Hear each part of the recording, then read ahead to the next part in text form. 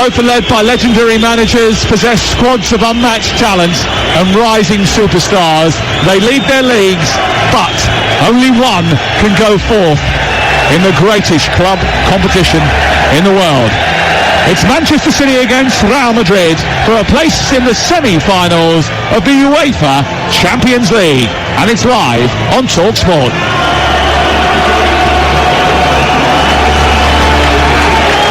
Here we go.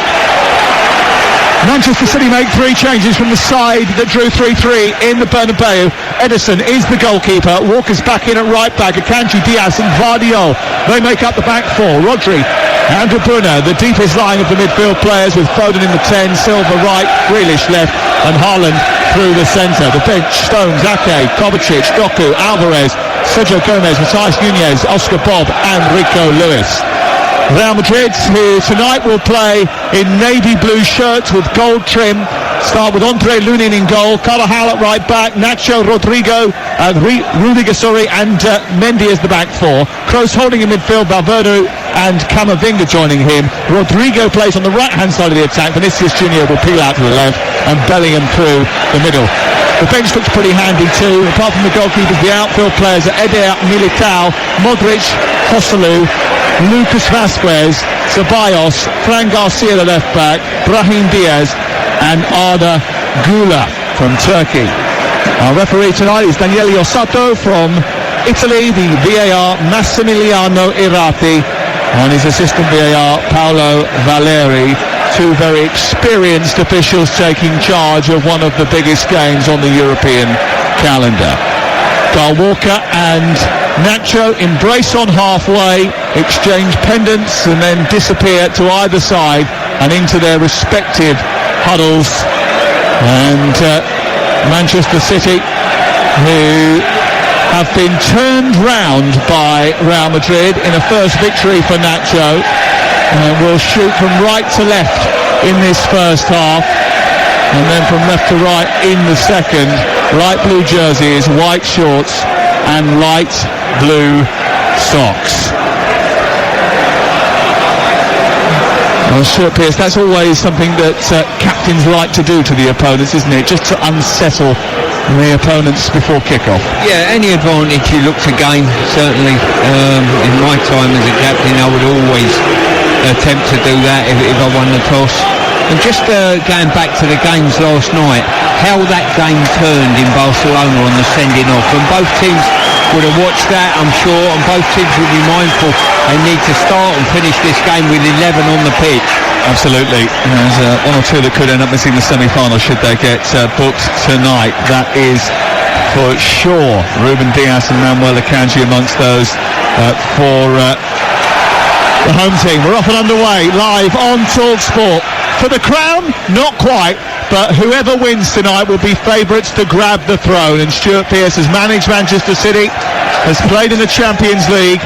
I just wonder whether or not we're going to be kept on the edge of our seat as we were last week in Spain. Long ball down the right-hand side by Ederson is aimed towards Erling Haaland, who's miscontrolled it, goes out of play and away for a goal kick away to our left. And Pep Guardiola, who looks like he's dressed for the delivery of a box of milk tray this evening, all in black with a big thick roll neck, strides around inside his technical area. He looks like he means business, and I think his team will have to tonight. Yeah, interesting the setup here from Madrid. Not sure who that was that popped back, and Valverde's ended up going back and taking the goal kick actually, which is unusual. Just trying to stretch Manchester City, make them think about something. Yeah, just pushing everybody as wide and as high as possible. It's pumped forward by Lunin over towards his near touchline, and then it's headed away on halfway, comes out towards the near side, and then Rudiger will see it back to his goalkeeper. Bit of pressure from Manchester City, and then the ball is cleared by Lunin. It's headed forward by Rudiger, back by Toni Kroos all the way to the goalkeeper. Lunin is under pressure from Grealish, and then he has to just chop back and clear away and get it out to the far side. Manchester City, I think, will be delighted to have the second leg here. It has been something that has favoured the winner in the last 2 meetings between these two. And they led before we'd even blinked last week in the Bernabeu, but were behind after 14 minutes, so who needs the thrill of a theme park ride when you've got the Champions League? I think as well, you said before, Sam, we hope we'll have a good game. I think it's a more of an outside shot having a poor game these days, against teams of this magnitude, especially in the Champions League. Games seem to be so open these days. Here is Guardiola away to our right hand side, and on the City left plays it to Diaz and then into Akanji. Walker right back today, long sleeve shirt on for him. It's a chilly night in Manchester. It's dry and it's bright blue sky above our heads still, even as the sun begins to set here in the northwest, but it is incredibly chilly.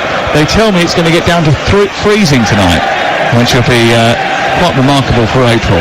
Here is Akanji back to the edge of the 18-yard box. Diaz pokes it forward into Akanji again, looks up and then threads it out towards the near touchline, and tight to it is Jack Grealish in those orange boots. He cuts in, his socks only halfway up his lower leg, being kept down by his substantial calf muscles that are bulging out the top of those stockings, and it goes back into midfield into Rodri back to Diaz, who's under no desire to urgently rush up the pitch. He just tiptoes forward, and we thought that the room around the campfire anyway was that Madrid would press high tonight.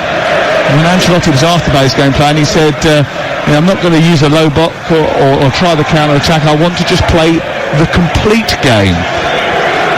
I'm just looking at the setup at the moment. Vinicius Junior playing more of a central role, really, Rodrigo playing outside. I don't know whether they looked at it and thought, you know what, Walker's got the match of Vinicius Junior. Yeah. He's arguably one of our best players. Let's move him away from Walker, or he can get at somebody else in the back line. It's a very fluid line-up as well, isn't it, for Real Madrid, because it looks as if Toni Kroos has dropped back here. Carvajal's come into the sort of central midfield area, and Valverde is tracking Bernardo Silva, and now Carvajal's switched to look after Gvardiol. It's almost as if they've been detailed to go man for man in a way, Real Madrid. Rodrigo's trying to win it high up from Kyle Walker over on the far side. The ball goes out of play and it's away for a throw-in. Pep Guardiola's trying to call a play from this near side. The referee is telling Kyle Walker to get on with it. It's been a much slower start to the game than it was in the Bernabeu. 4.5 minutes gone, City 0, Real Madrid 0 on TalkSport. And that little tactical tweak for Vinicius Junior playing as the point man might just unsettle Manchester City for a moment or two. They're pretty clever and intelligent enough to be able to deal with it. As Vinicius and Rodrigo double up on Walker, he has to push it out of play, and that is a little bit more like it with the high press, making sure that City can't get out over on the far side, as we expected Madrid to come here and do. Well, I'm sure they've not come here a year ago, ended up getting battered, and then thought to themselves, if we come and do more of the same, we'll get a better result. He's certainly, Ancelotti, trying to unsettle City tactically in these early stages. Grealish touches the touchline with his heels and then snaps down the left-hand side. It was missed by Gvardiol, and Rudiger gets it back to his goalkeeper. Flip forward towards Bellingham. It's going to beat him in the air, and is controlled well by Ruben Diaz, who sends it back to his goalkeeper Ederson, who is immediately under pressure from his teammate at Brazil in Vinicius Junior, and then Gvardiol tries to roll a challenge from Valverde, who is a little bit eager, and that's going to be a free kick away to our right hand side. We've played 6 minutes. You're listening to TalkSport 2. It's Manchester City 0, Real Madrid 0, and it's still goalless over on TalkSport between Bayern Munich and Arsenal. As you say, these games, I enjoy them that much. They're so intriguing, the tactical matchup, especially in these early stages of the game. Both teams feeling each other out slightly. You almost see a reflection of what they've worked on during the week, potentially as well. It's almost like a 4-2-4 from Real Madrid, isn't it? It is, yeah. It's a really defined 4-2-4 indeed. With Rodrigo on the left, Valverde on the right, and Bellingham and Vinicius Junior in the centre. Here is Rodrigo skipping away from De Bruyne. He's got Valverde towards the right-hand side, and Ancelotti wanted him to play over the top for Valverde to run onto, but he went backwards rather than forwards, and Real Madrid just hold on to the ball inside their own half of the field. Rather unfussed, Lunin chips it out towards the near side. Carvajal turns under pressure from Grealish, gets it back to Rudiger. Rudiger across to Lunin once again. The Ukrainian then smashes the ball forward towards the left-hand side. Doesn't find a Real Madrid teammate. It goes through to Walker, and City have possession of it inside their own half. We played 7 minutes, TalkSport 2. Here's Rodri. They finally won a game without him at the weekend. And that doesn't understate his value. Here's Grealish back into Rodri, who's trying to get beyond Toni Kroos. It goes back to Gvardiol, then on to Bernardo Silva, who smashes across against the chest of Carvajal into Rodri, who bursts down the left, being watched by Jude Bellingham. Across comes Dani Carvajal, and it's out of play on this near side and away for a City throw. They're on the attack again. Bernardo Silva back to Gvardiol, in towards the left edge of the penalty area. He scored 2 in 2, Gvardiol, after not scoring for City before last Tuesday night. Diaz to Walker, and then out towards the right once again. Infield it goes to Akanji, out wide to De Bruyne. Low cross through the 6-yard area, too close to the keeper, and dropping on the ball inside the 6-yard box ahead of everybody else was Andre Lunin, the Real Madrid goalkeeper. Fantastic set up there. De Bruyne broke into the box on the right-hand side. For me, I think he should have took a touch and driven in and commit a defender. Interestingly, picked up on the right side by Valverde, and he got his head up, and as he did, you could see Vinicius Junior threatening to run in behind the very high Manchester City line. Bellingham had made a decoy run before that, but Valverde didn't have the bravery just to quickly pass it through. I think if he had done, Vinicius Junior would have been in a foot race with Diaz, and it would have been fascinating to see who would have won that. Yeah, as I say, we saw Newcastle at the weekend just turn the ball in behind, almost blind on occasion against the high back line of Tottenham, and that tactic might well pay dividends. City play that high line as well. Camavinga slips it into midfield, finds Jude Bellingham, wearing a long sleeve Real Madrid top tonight, and watching as the ball goes to the far side, and Ferland Mendy back infield to Kroos, back to Mendy again, and then all the way back to Lunin. And it's good football by Real Madrid, who are trying to take the sting out of the evening and the sting out of Manchester City. Carvajal finds Bellingham, good turn away from Rodri. He's got Vinicius Junior to his left and Valverde to his right. Slips it to Valverde, who goes back in field to Camavinga.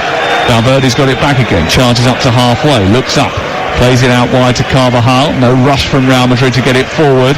Rodrigo is over on the far side. Bellingham's got another touch. He plays it back to Toni Kroos.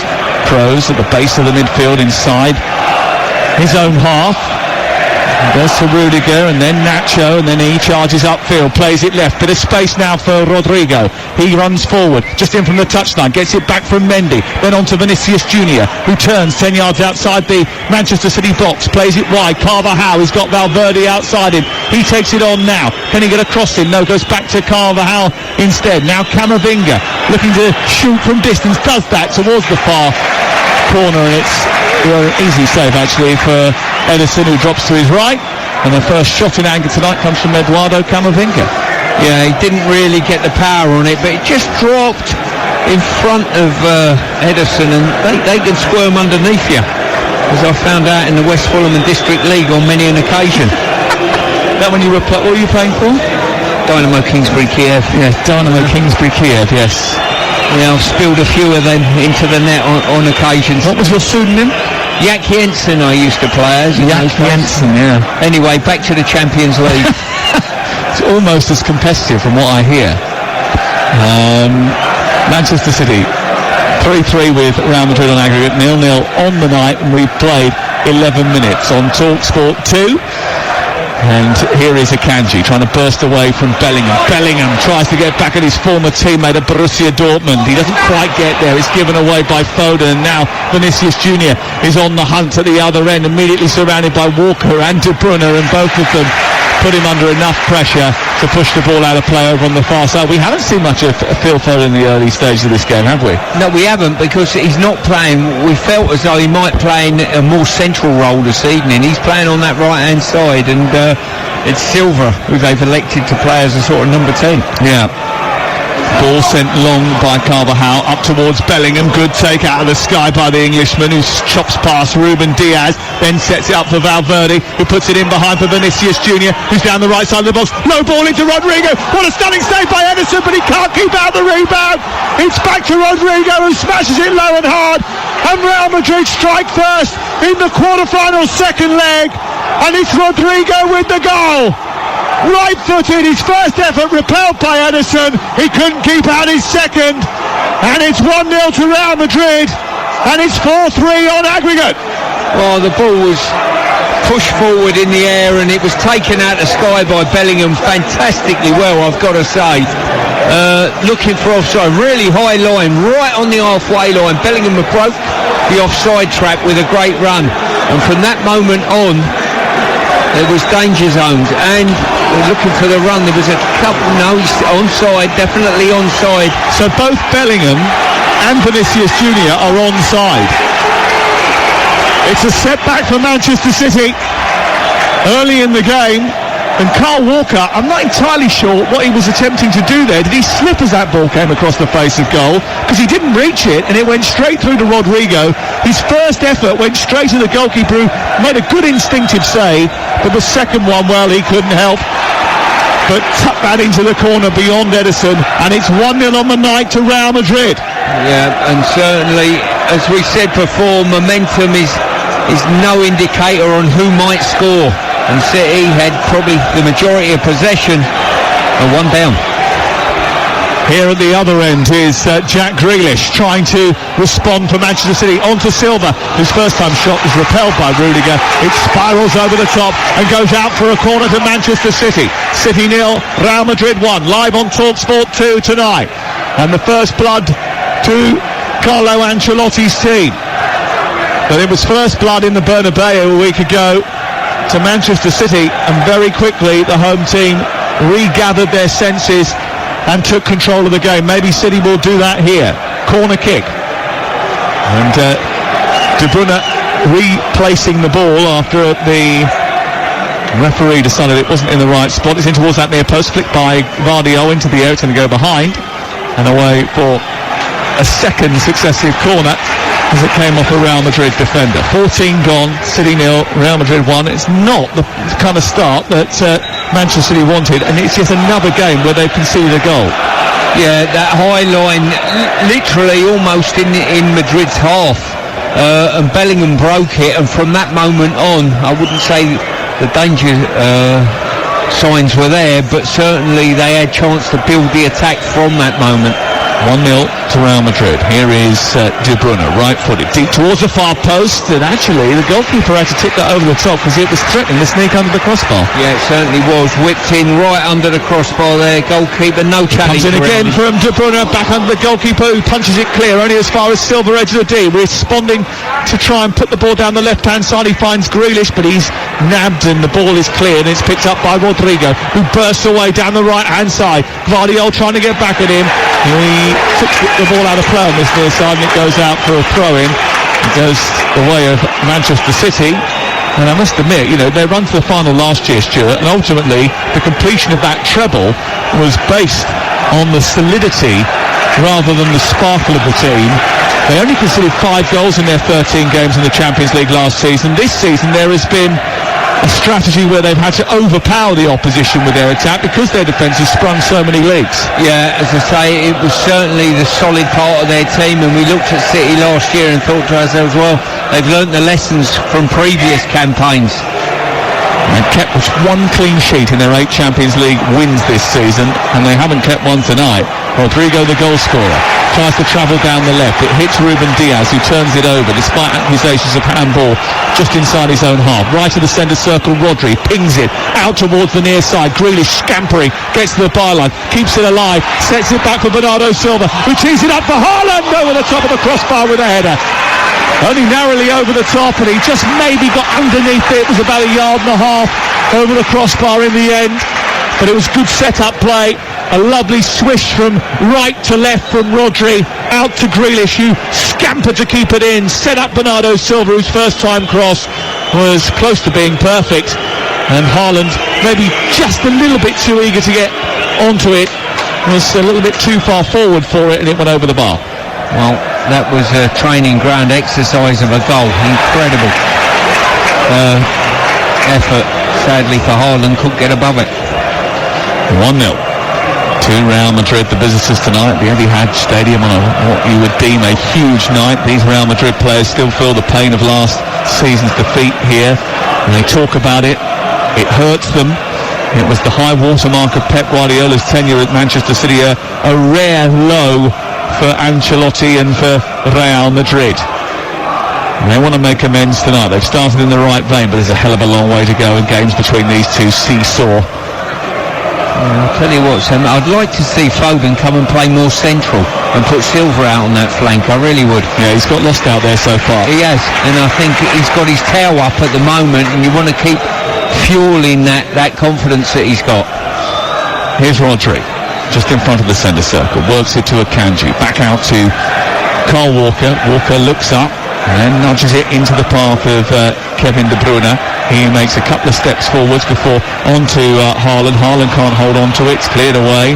Camavinga tries to get it clear, but there's too much City pressure, and he'll come back again through Kyle Walker. He's been a bit scruffy with his hold-up play in this game so far, Haaland. A couple of times now he's given the ball away or give defenders the opportunity to just get a little toe in the way there. He's got to clean that up if he can. Here is Walker into Foden, far side the right, lovely ball infield towards Akanji, further on towards De Bruyne. Haaland's waiting in the centre, good save by Lunin, stops it from sneaking through the 6-yard box. It was well blocked, back in by Silva towards Haaland, hits the crossbar, comes back out of Silva, and he goes just agonisingly wide from Bernardo Silva's knee. But there was sheer persistence involved there, and the Haaland header looped towards goal and agonisingly come off the top of the crossbar, and when it rebounded into the 6-yard area, it hit Bernardo Silva and bounced wide of the post.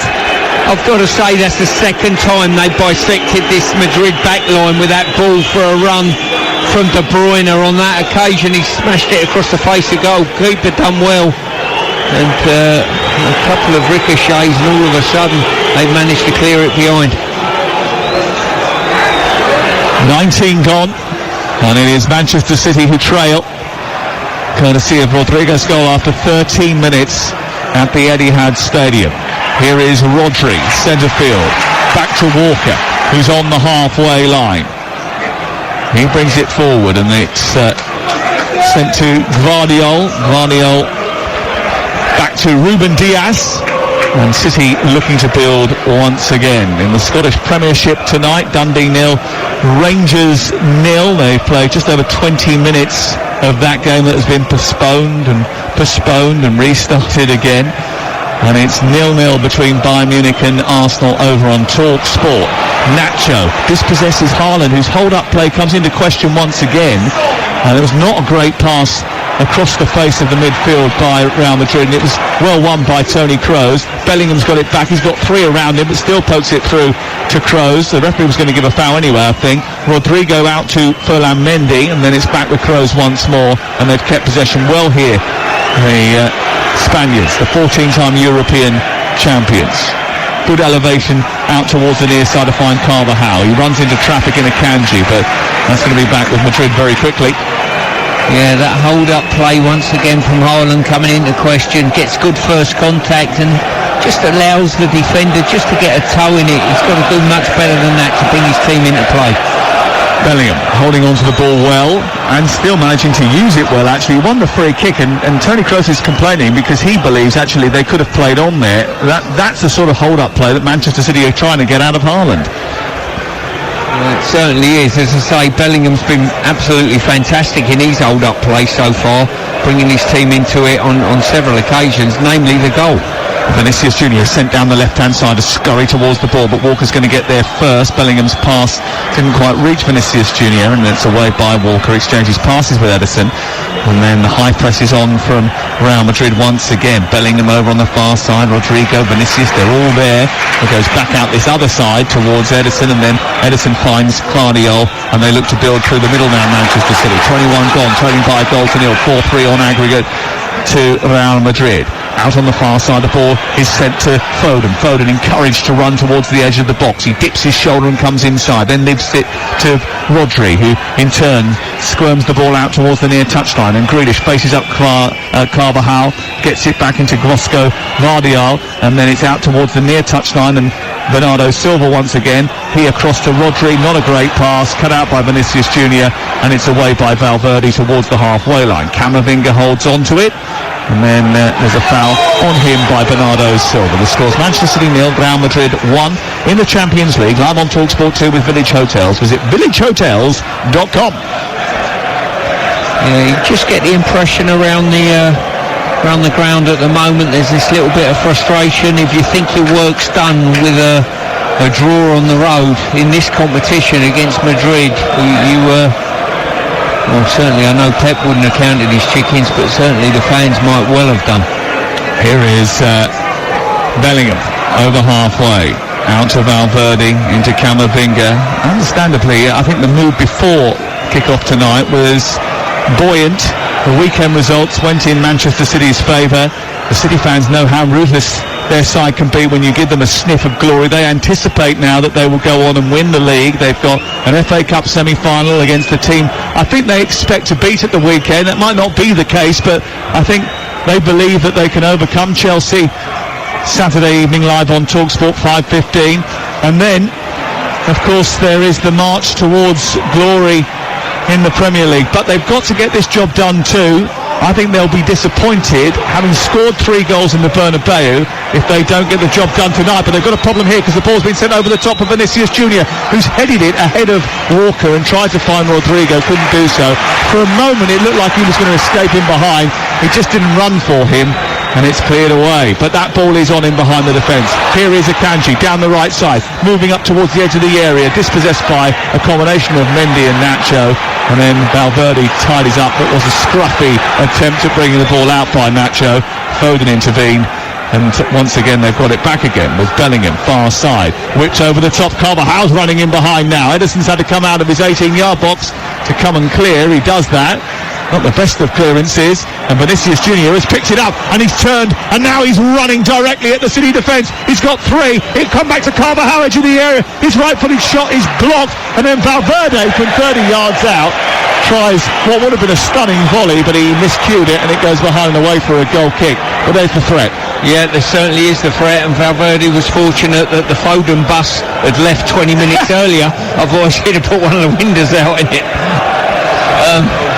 And once again, it's the ball over the top, isn't it, Sam, that's causing the odd problem. And the hold-up player, Bellingham's been brilliant. If you contrast that with Haaland, who's been a bit loose with his hold-up play, Bellingham has held absolutely everything and brought his teammates into play, and from that created the odd chance.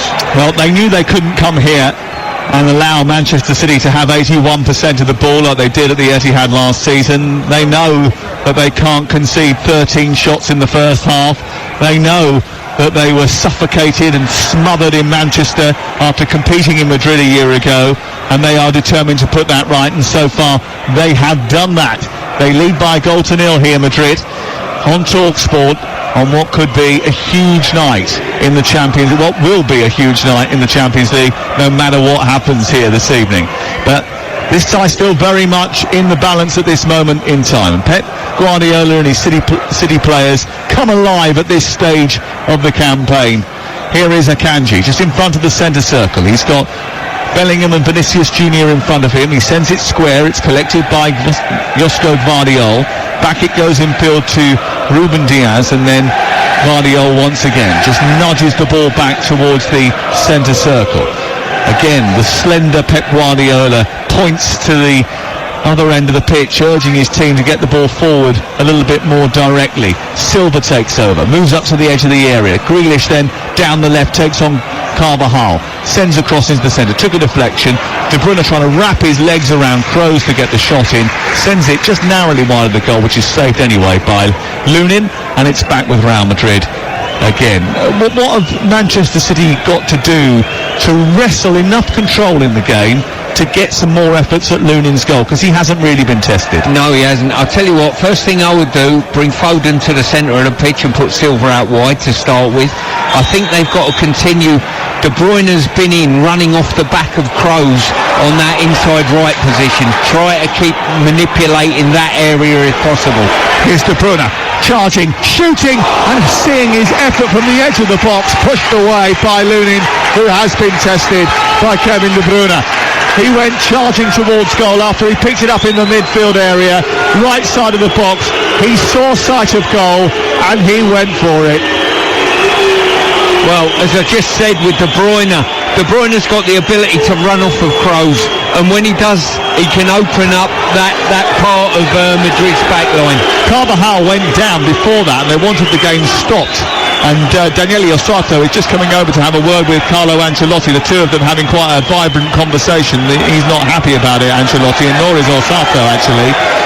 Carvajal is back on his feet, hobbling towards his own goal as City start to ramp up this set piece.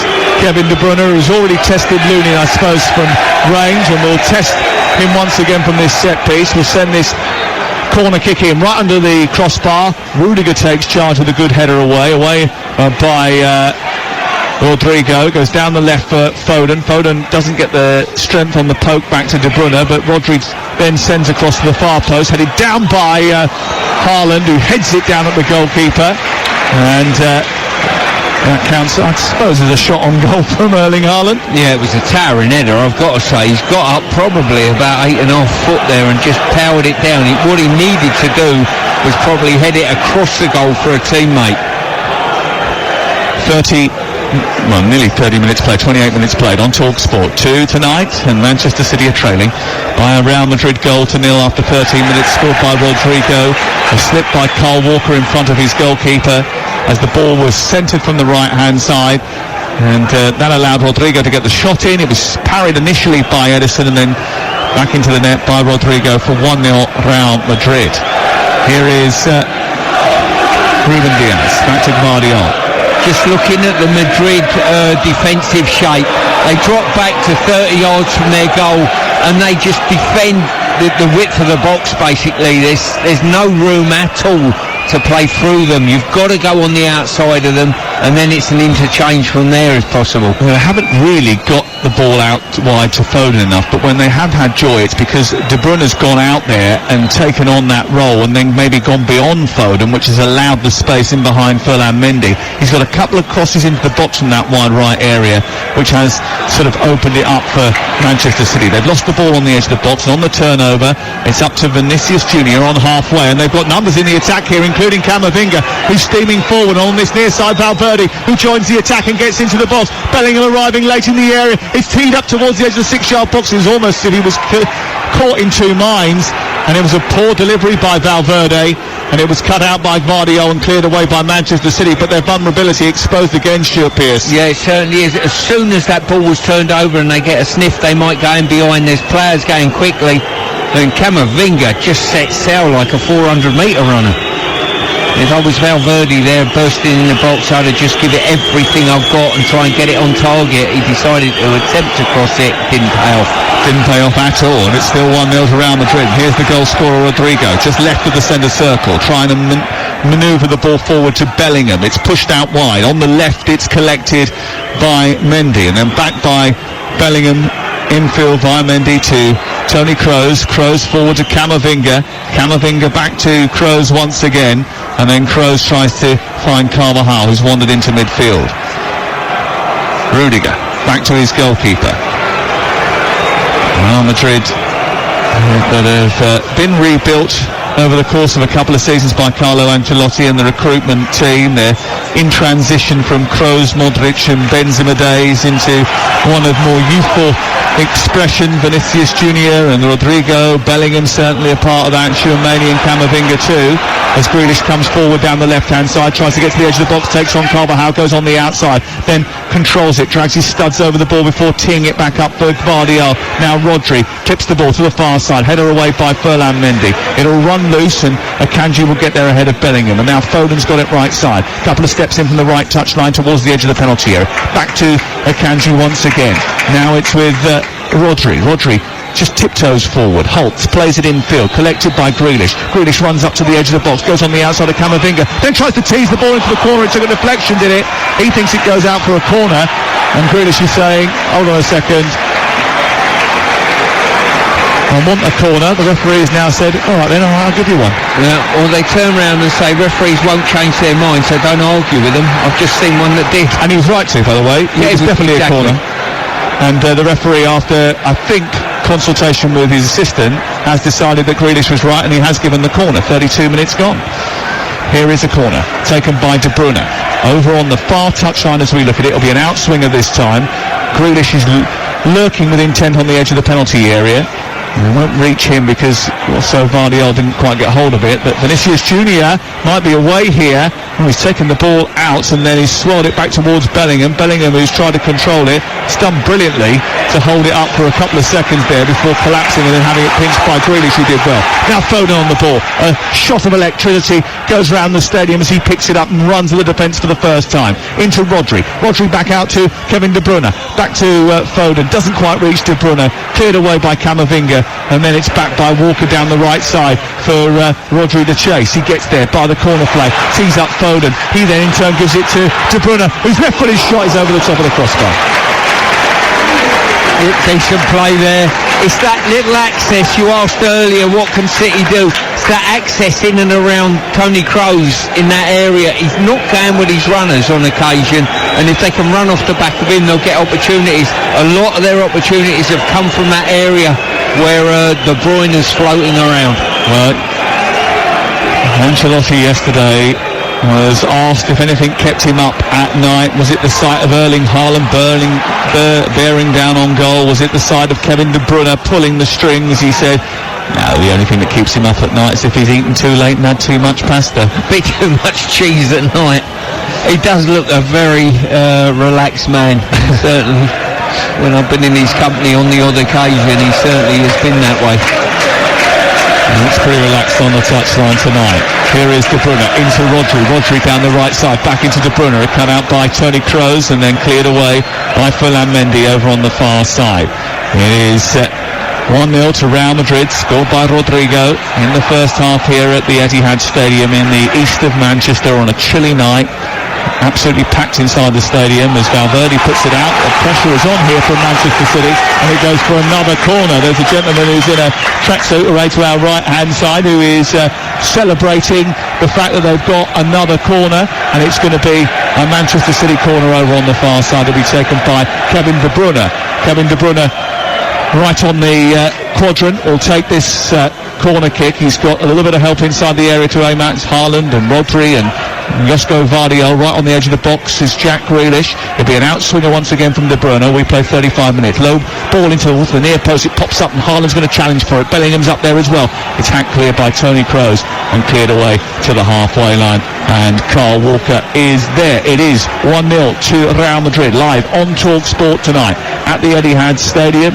On TalkSport itself this evening is still Bayern Munich 0, Arsenal 0, Dundee 0, Rangers 0 in the Scottish Premiership. We're up to date on a big night of football on TalkSport 2. Akanji out to the right. De Bruyne trying to get into the area again. Pushes Kroos over, gives away a free kick. I'll tell you what, Sam, that is the hot area for Manchester City to create from. It's probably, anywhere between sort of 10 yards outside the box, just to the right-hand side, central, and they're getting in there, getting into the box, little interchanges, little third-man runs, and that's what they've got to keep barking away at. And De Bruyne is in that area, Foden's in that area, and they need to keep doing that to unlock this Madrid defence.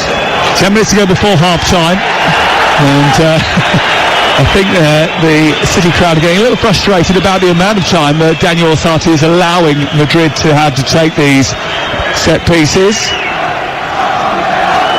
Ball cleared upfield, and it's out towards the Real Madrid left. It doesn't reach its intended target, and when it bounces in midfield, it's a City shirt that gets hold of it. Now Haaland doing well this time to poke the ball through to Grealish inside the area, left side, left-footed strike, takes a deflection, and did it take a deflection? The referee again has pointed for a corner and then changed his mind again and it goes out on this near side for a quick corner, which is rapidly taken by Bernardo Silva. Into De Bruyne, back into Rodri back to De Bruyne, swirls the ball into the box, and it's caught by the goalkeeper, and it will be cleared away. Let me ask you about that, because I wasn't going mad. I thought immediately I saw it, that's going to be a corner. He pointed straight for a goal kick, and then about half a second, 2 seconds maybe, between that and changing his mind again and saying, no, it is going to be a corner. Why? No, you're absolutely spot on. He must be getting guidance in his ear, but he's got 2 decisions there wrong, fortunately for him, and I don't mind that. If they change their mind and eventually get the right decision, all well and good. Here is Rodri, just in front of the centre circle. He's running with the ball at his feet, carrying it up the field. He gets dispossessed by Rodrigo, and then Bellingham quickly out to Rodrigo. It's bent round the back of the defence, and Akanji speeds up and gets in front of Vinicius Junior. I'll tell you what, he's going to get through a lot of work tonight, Vinicius Junior, but that ball's going to keep on coming, and once, maybe twice, he's going to get in. You're absolutely spot on. As I say, he loves to operate in there, just inside, sort of between centre-half and right back. Here's Grealish at the other end, dragged to the floor by Dani Carvajal, and Carvajal's going to get a yellow card here, and he's going to miss the first leg of the semi-final as a result of that. It's a yellow card.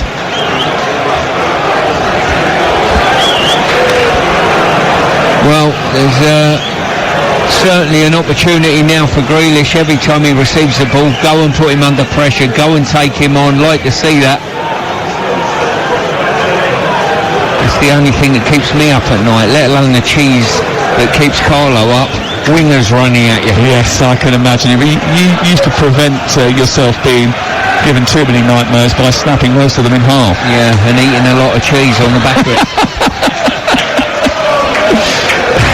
Manchester City 0, Real Madrid 1, 3-4 on aggregate. That's the scoreline in Madrid's favour. De Bruyne just standing over this free kick. Haaland waiting in the centre. It is 1-0. And City desperate to get back in again before half-time. There's 7 minutes to go. Free kick in towards the far post, headed up into the air by Vardiol. Loose inside the box, hits the back of a Manchester City jersey, and then I think there was a push on Mendy, which is going to result in a free kick inside the box here. And the momentum of the attack just dissipates, and they haven't really been able to get a sort of consistent level of pressure. Every time they've had, 2 or 3 minutes where they look like they're going to upset the apple cart, Manchester City, all of a sudden Real Madrid have had a skirmish, they've got forward, and they've caused problems at the other end, which has just tapered off the offensive pressure that Manchester City have been applying. Yeah, it certainly has, and what they've got to do, I think they've had reasonable amount. Well, the referee says play on here, and even though the crowd are saying they want a free kick, they're not going to get one. Vinicius Junior slips as he made a challenge. He's headed down by Foden far side, away by Nacho, and cleared up over the halfway line. City had the ball, they stopped, and everyone wanted a yellow card. Yeah, as I say, we've got a situation where City are pushing on, but what they've got to make sure is they don't concede a second goal on a counter.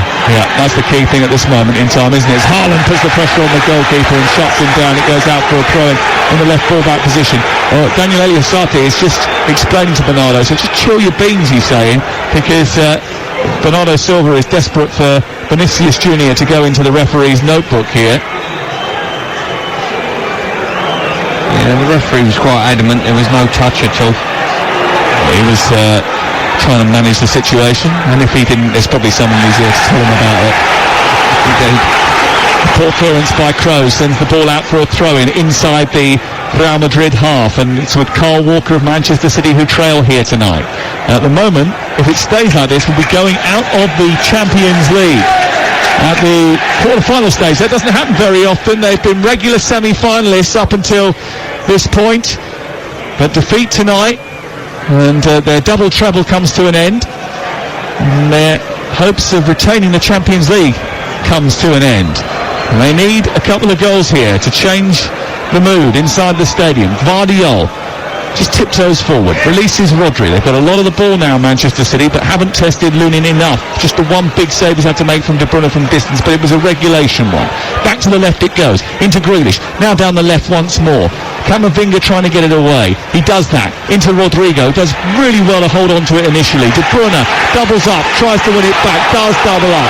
does win it back. Rodrigo goes down. Foden continues. Akanji edge of the area, loses out to Camavinga, and then Nacho takes no prisoners and scoops the ball forward out towards the far side. The referee's going to stop the game again just to check that Rodrigo is okay. Manchester City supporters, some of them a little bit vociferous with their protests about the delay to the game. Is there much in that? He just got a bit of a bump on his thigh, didn't he? A bit of a dead leg. Yeah, it was almost a body check, you know. No intent there at all.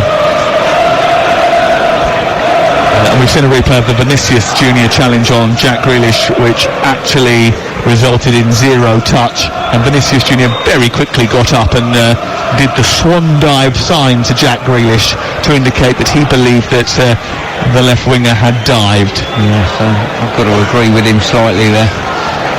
Well, Carlo Ancelotti, who has presided over a very solid season for Real Madrid. They have only lost once all season, Stuart, and that was to Atletico back in the autumn, and I did that game, and that was a smash and I mean, I couldn't see it coming, and all of a sudden they'd scored 3 goals, Atletico, and they were more potent on the night than Real Madrid were, but they've recovered from that brilliantly, and they haven't lost since. Yeah, they certainly look, well, their front three is so effective, there's no doubt about that. Bellingham's been brilliant at his hold-up play and bringing players into the game. Without that hold-up play, the goal doesn't come, and certainly some of the attacks that they've had don't get built up, and then he's got 2 speed merchants in front of him, Rodrigo and Vinicius Junior. I'd just like to clarify that the man wearing the number 5 shirt for Real Madrid is English. He is only 20, but he is bossing it. He is telling his teammates exactly what he wants them to do. He's just given Vinicius Junior a lecture on body shape and position and where he wants them to be, and he's done the same to Fede Valverde. Here is Rodri, back to Walker, out towards the far side. What an asset he's going to be for England in the summer.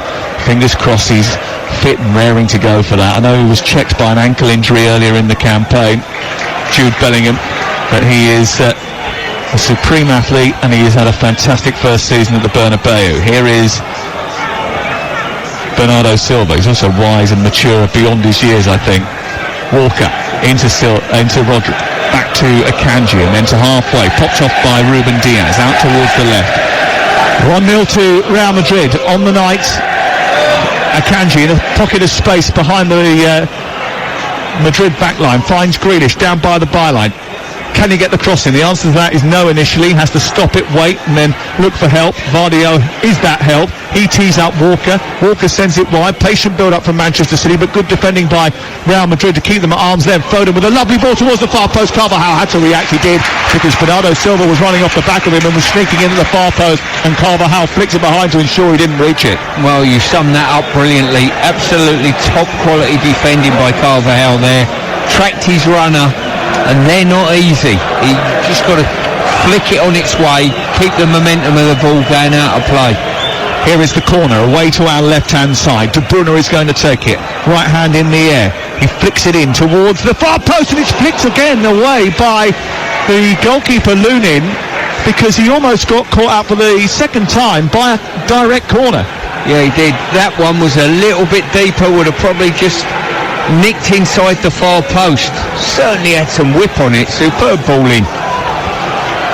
Here's Foden with the corner on the far side. Madrid lead by 1-0 in the last few seconds of the first half. It's not a great corner, that, by Foden. It's smuggled away towards the far side, and the ball is picked up just short of the centre circle. 2 minutes of added time at the end of the first 45. I was expecting more than that. Here's Grealish down the left, moves up to the edge of the area, tries to take on Bellingham, stops the ball, goes towards the left again, then tees it up for Bernardo Silva. Poor delivery.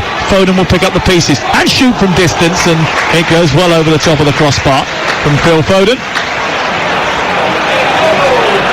Yeah, as I say, Madrid got their nose in front at this moment in time, but it's even Stevens. You couldn't call which way the next goal's coming, if there's going to be one. Well, we'll soon find out.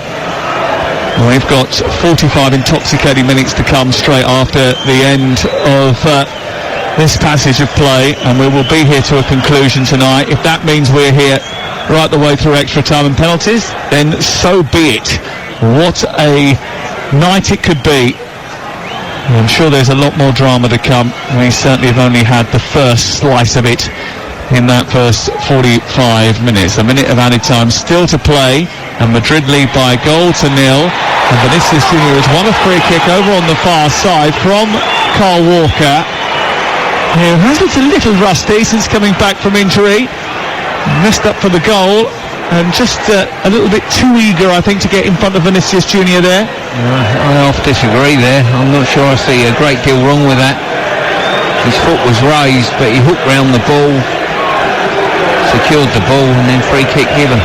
Walker wasn't happy about it, nor was Guardiola, who looks a bit pensive, I think. And the Madristas behind the goal away to our right are waving their flags. Toni Kroos, tattooed all up his forearms, just drives the ball straight at De Bruyne, and what a wasted opportunity that was. He's given it away, and now Foden can escape over the halfway line. Camavinga tries to get back at him. Lovely little roundhouse from Foden to keep hold of the ball and protect it. Back in by De Bruyne, but there's no one there, and Bellingham will hook it clear, and that is the last action of what was a first 45 minutes on the second half of the second leg of the quarterfinals of the Champions League. It's Manchester City 3, Real Madrid 4 on aggregate, 1-0 on the night to Real Madrid. We're just about to get underway at the start of the second half. Daniele Orsato has blown his whistle, and Madrid get us started in those navy shirts with gold trim, attacking the goal away to our left, and Manchester City in those light blue jerseys, white shorts, attacking the goal away to our right hand side. And one Manchester City official said to me at half time, it's a good job we're attacking that end in the second half.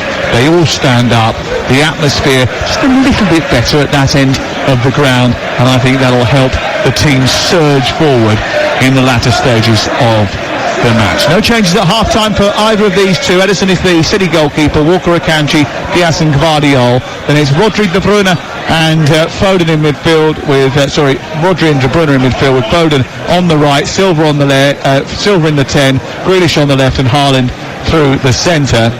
Madrid have got Lunin in goal, Carvajal's been booked at right back, Nacho, Rodrigo and Mendy, Kroos, Valverde, Camavinga in midfield with Bellingham in there as well. Valverde tucking over towards the right hand side and Rodrigo to the left, and Vinicius running through the centre. Here come Manchester City down the left hand side with Jack Grealish trying to get to the edge of the box. He pumps it against Carvajal, gets the return from Rodri inside the area, surrounded by three dark jerseys. The cross from Bernardo Silva in towards Erling Haaland, runs loose inside the box, is protected well by De Bruyne, and then just wrapping his foot around De Bruyne's body was Ferland Mendy, and it goes out for a corner away to our right hand side.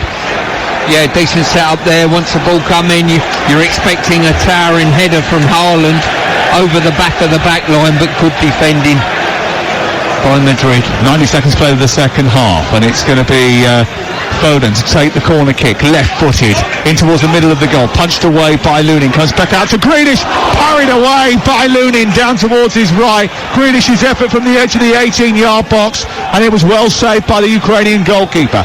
Back they come again, City. From the left, it's De Bruyne who has it, moves up towards the edge of the area, leaves it for Grealish, given back to Bernardo Silva, and then it's on to Rodri across to the edge of the centre circle, and City looking to build from the base with Walker. It's a short ball, cut out by Carvajal, who sends it down the left, and now Vinicius Junior looks to escape. He's being tracked by Walker. He turns infield, plays it back to Toni Kroos, and now they play forward up to Carvajal and keep the ball away, mainly at arm's distance from their goal, which is their main priority now, Real Madrid, to keep Manchester City at arm's length.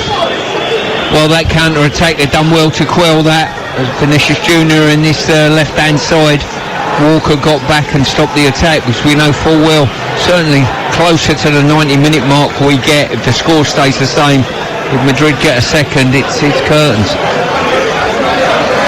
Well, Manchester City get a throwing on this near side after a sloppy bit of play from Madrid, and they quickly get things started down the right, looking for Haaland getting towards the edge of the penalty area right side, back to Foden, who's just in from the touchline. It's collected by Rodri now, who slips it square. It's back to Gvardiol touches it forward, De Bruyne then works it wide. Grealish now skating into the box down the outside. His Bernardo Silva, his cross is too deep, It's over the top of everybody rushing towards the 6-yard box and goes out on this near side, and it's tidied up by Real Madrid, who lead by 1-0 at the start of the second half on TalkSport.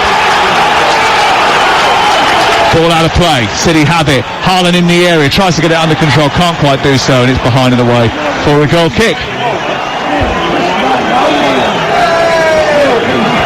Yeah, a little bit scruffy there in the setup, good opportunity, but City have got to keep adding to the revs, fueling the fire, getting the crowd at the party here and maintaining the pressure on Madrid's goal. Ball cleared by Lunin, held up brilliantly by Bellingham again, turning away from those light blue jerseys and then looking for the return over the top. Vinicius Junior might get there ahead of Guardiola. Guardiola did well enough and then lost out to Valverde. There's space on the left for Rodrigo. He went to the right instead to Bellingham. It will work its way to Rodrigo via Kroos, and he comes forward, the goal scorer, into a congested area and then shoots right-footed down the middle of the goal, but it's well over the top of the crossbar and it's out for a goal kick away to our left. 1-0 to Real Madrid on the night with 5 minutes gone in the second half. Well, I know I've mentioned it about 14 times already, but Bellingham's hold-up play for a non-centre forward, for a midfield player, playing with his back to goal has been absolutely sensational. 2 balls on the pitch, so we'll have a break in play here. And Daniele Osato says, well, unfortunately I have to come over and do an uncontested drop ball as a result of that. So he picks the ball up, throws it into the air, and gives it straight back to Carl Walker, who had it anyway. It's the rules though, right? It's the laws. It's the laws. You have to play by the laws. Yeah. I'd book him for time wasting for doing that. I really would. 1-0 to Real Madrid. This is TalkSport 2. Here is Grealish, far side, taking the ball out of the sky and looking for a bit of setup. Needs a bit of help from Josko Gvardiol, who plays a good pass out to Bernardo Silva down the inside left channel. Further wide it goes to Grealish, who approaches the edge of the penalty area, down by the byline. Bernardo Silva produces crosses the boxes to the near post, and it's easily caught. Easily caught. Yeah, he just hasn't. He's burst brilliantly to just inside the box, right on the byline, and just one cross too short, one cross too long. Next one's going to be on the money. Let's see what will happen. Bellingham, though, has released Camavinga up the field, and he's being watched by De Bruyne. And De Bruyne, I mean, to get back like that and pinch the ball and then start an attack, absolutely sensational from De Bruyne, who then sends Haaland, tries to get it in behind. Nacho has to clear off the line because he went round his own goalkeeper. I've no idea what Nacho was thinking there, going round his own goalkeeper. I would have just probably muscled Haaland out and let the goalie deal with it. He didn't do that. He took control of the situation, and as long as it's cleared, he's done the right thing, I suppose. Well, it is clear, and it is out for a corner over on the far side, and it'll be taken by De Bruyne.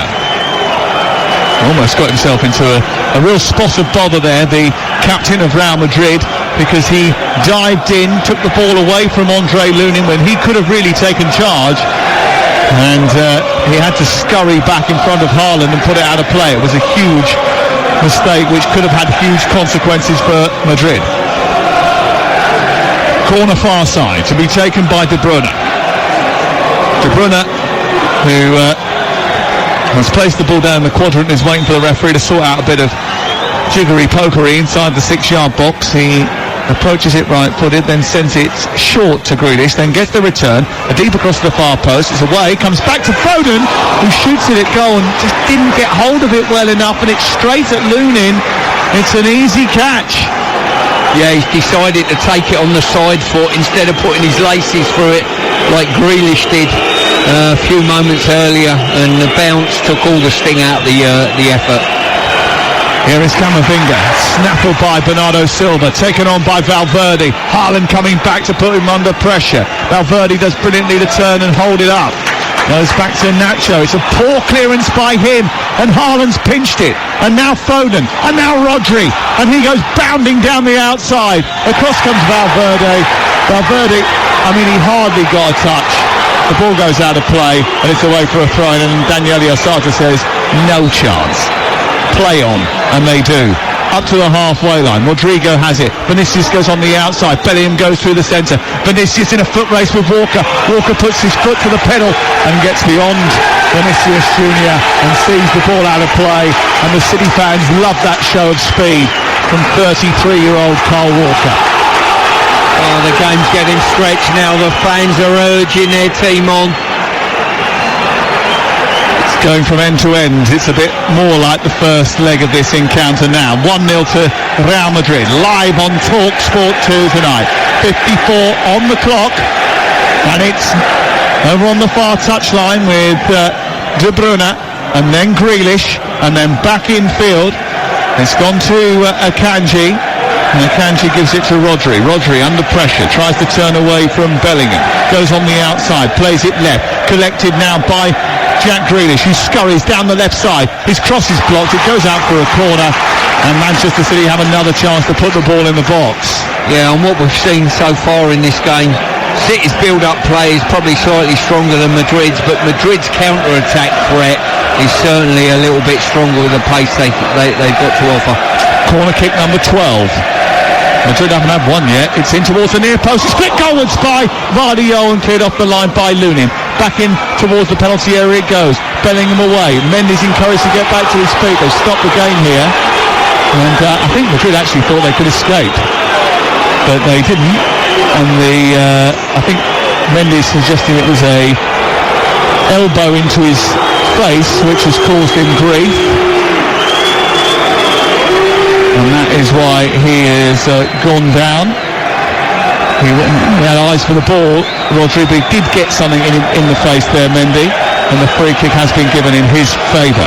But what a week this is for Manchester City. Could be a season-defining 8 days. In the dream scenario, the team from East Manchester qualify for the semi-finals of the Champions League, set up another FA Cup final and beat Brighton next Thursday to close in on another treble. Football doesn't always work like that.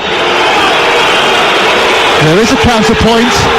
What happens if they go out here, stumble against Chelsea and lose the lead in the Premier League before kick-off against Brighton, who have troubled them before?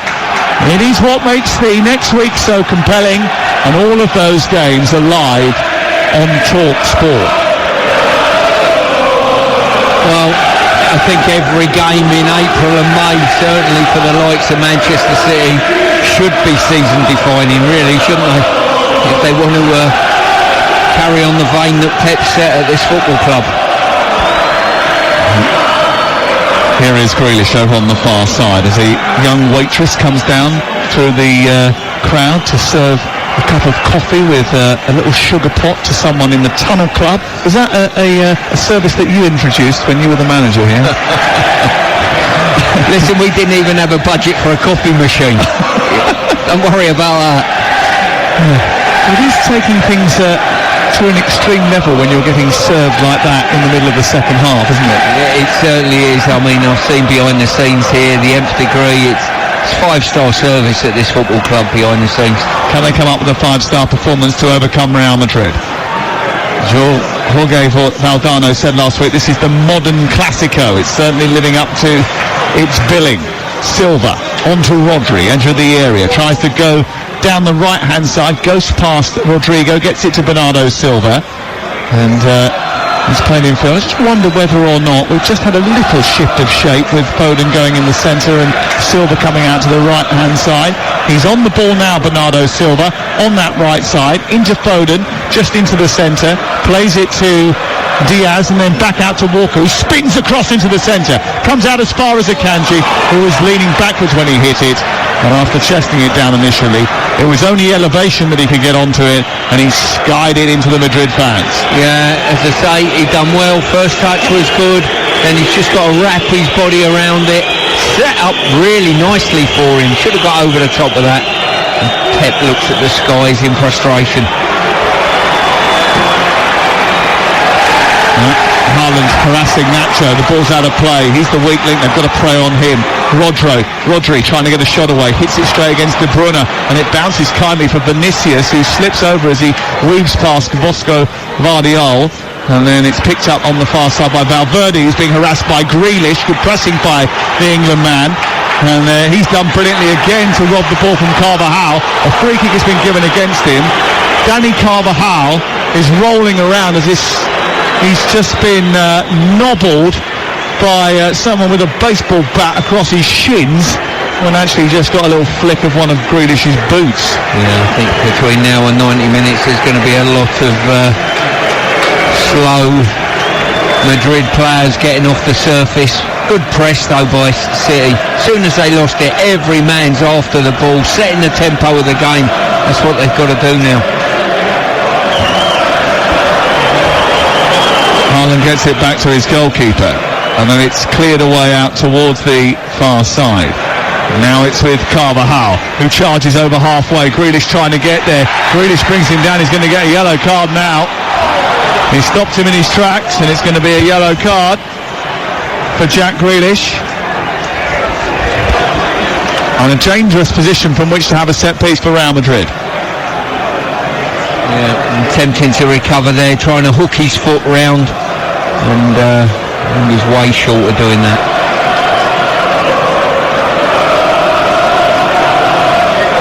Free kick, 20 yards outside the penalty area, on the right side. And it's Real Madrid who lead by a goal to nil. As we hit the hour mark on TalkSport 2 this evening. And it's going to be a free kick to Madrid. It's in by Kroos looking for Nacho. The ball's loose inside the box. It's half cleared by Silva. It'll come back again from Ferland Mendy. Mendy back to Kroos and then back to Valverde. Valverde tries to tee it up into the path of Carvajal. Infield to Bellingham. And then it goes loose out towards the far side. De Bruyne picks it up, scurries forward, faces up Mendy, comes inside, tries to lay it off, can't get there. Camavinga pokes out a limb and pushes it out towards the far side. And it's cleared by Real Madrid, who lead by a goal to nil. Loose now inside the Madrid half. Vinicius can't get there, but Walker does. Set up by Haaland into Foden, and Foden's shot is blocked by Rudiger. It's out for a throw over the far side. Half an hour to go. It's a good set-up play there by Haaland on that occasion. Set it down to Foden, and a great block by Rudiger. Ball tossed in by Grealish, and he's given it away, and Bellingham was threatening to escape there, and Josko Gvardiol went over, brought him down, and Bellingham has drawn not only a free kick but a yellow card for Josko Gvardiol. Yeah, he seems to be in some discomfort. You never actually know these days.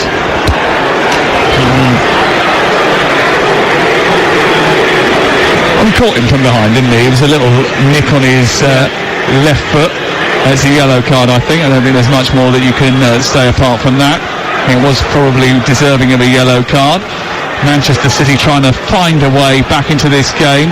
They've had a lot of the ball. They've had a lot of half chances and opportunities, but nothing too clear cut since the start of the second half.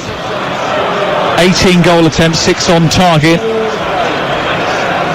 They've had an expected goals total of 1.06 compared to Madrid's 0.99, but it's Madrid who lead, and it's Madrid who at this moment in time are going through, and they're only half an hour away from doing that. It's still 0-0, by the way, in the game over on TalkSport between Bayern Munich and Arsenal. And if it stays like that, they will be going to extra time. We need a City goal to go to extra time here. What Manchester City won't want to do, Stuart, and they won't want to go out full stop, but to go out without really having a proper go at it and feeling as if they've really tested an inflexible back line, I think will be rather disappointing. It's not very often that they're stopped from scoring. No, it isn't, but I think we've got to give Madrid a lot of credit within that. The shape's very good. They're very narrow and very congested in the centre of the park, allowing City to go into wide areas. They've been breached on a couple of times, namely certainly in the first half by De Bruyne in the inside right position. Well, a lot can change in 28 minutes, and Manchester City will certainly hope that it does, because it's Manchester City 0, Real Madrid 1 in the Champions League, live on TalkSport 2 with Village Hotels. Visit villagehotels.com. And there has been a goal in the Allianz Arena, and Bayern Munich have taken the lead. Here is Bernardo Silva down the right side, cutting in on his left foot, sending it back to Foden inside the D. Didn't control it well enough. It was cleared against the midriff of the referee. Oh, he's been winded. The game's got to stop. The referee needs treatment. Quick, get him a stretcher. He needs a gulp of air.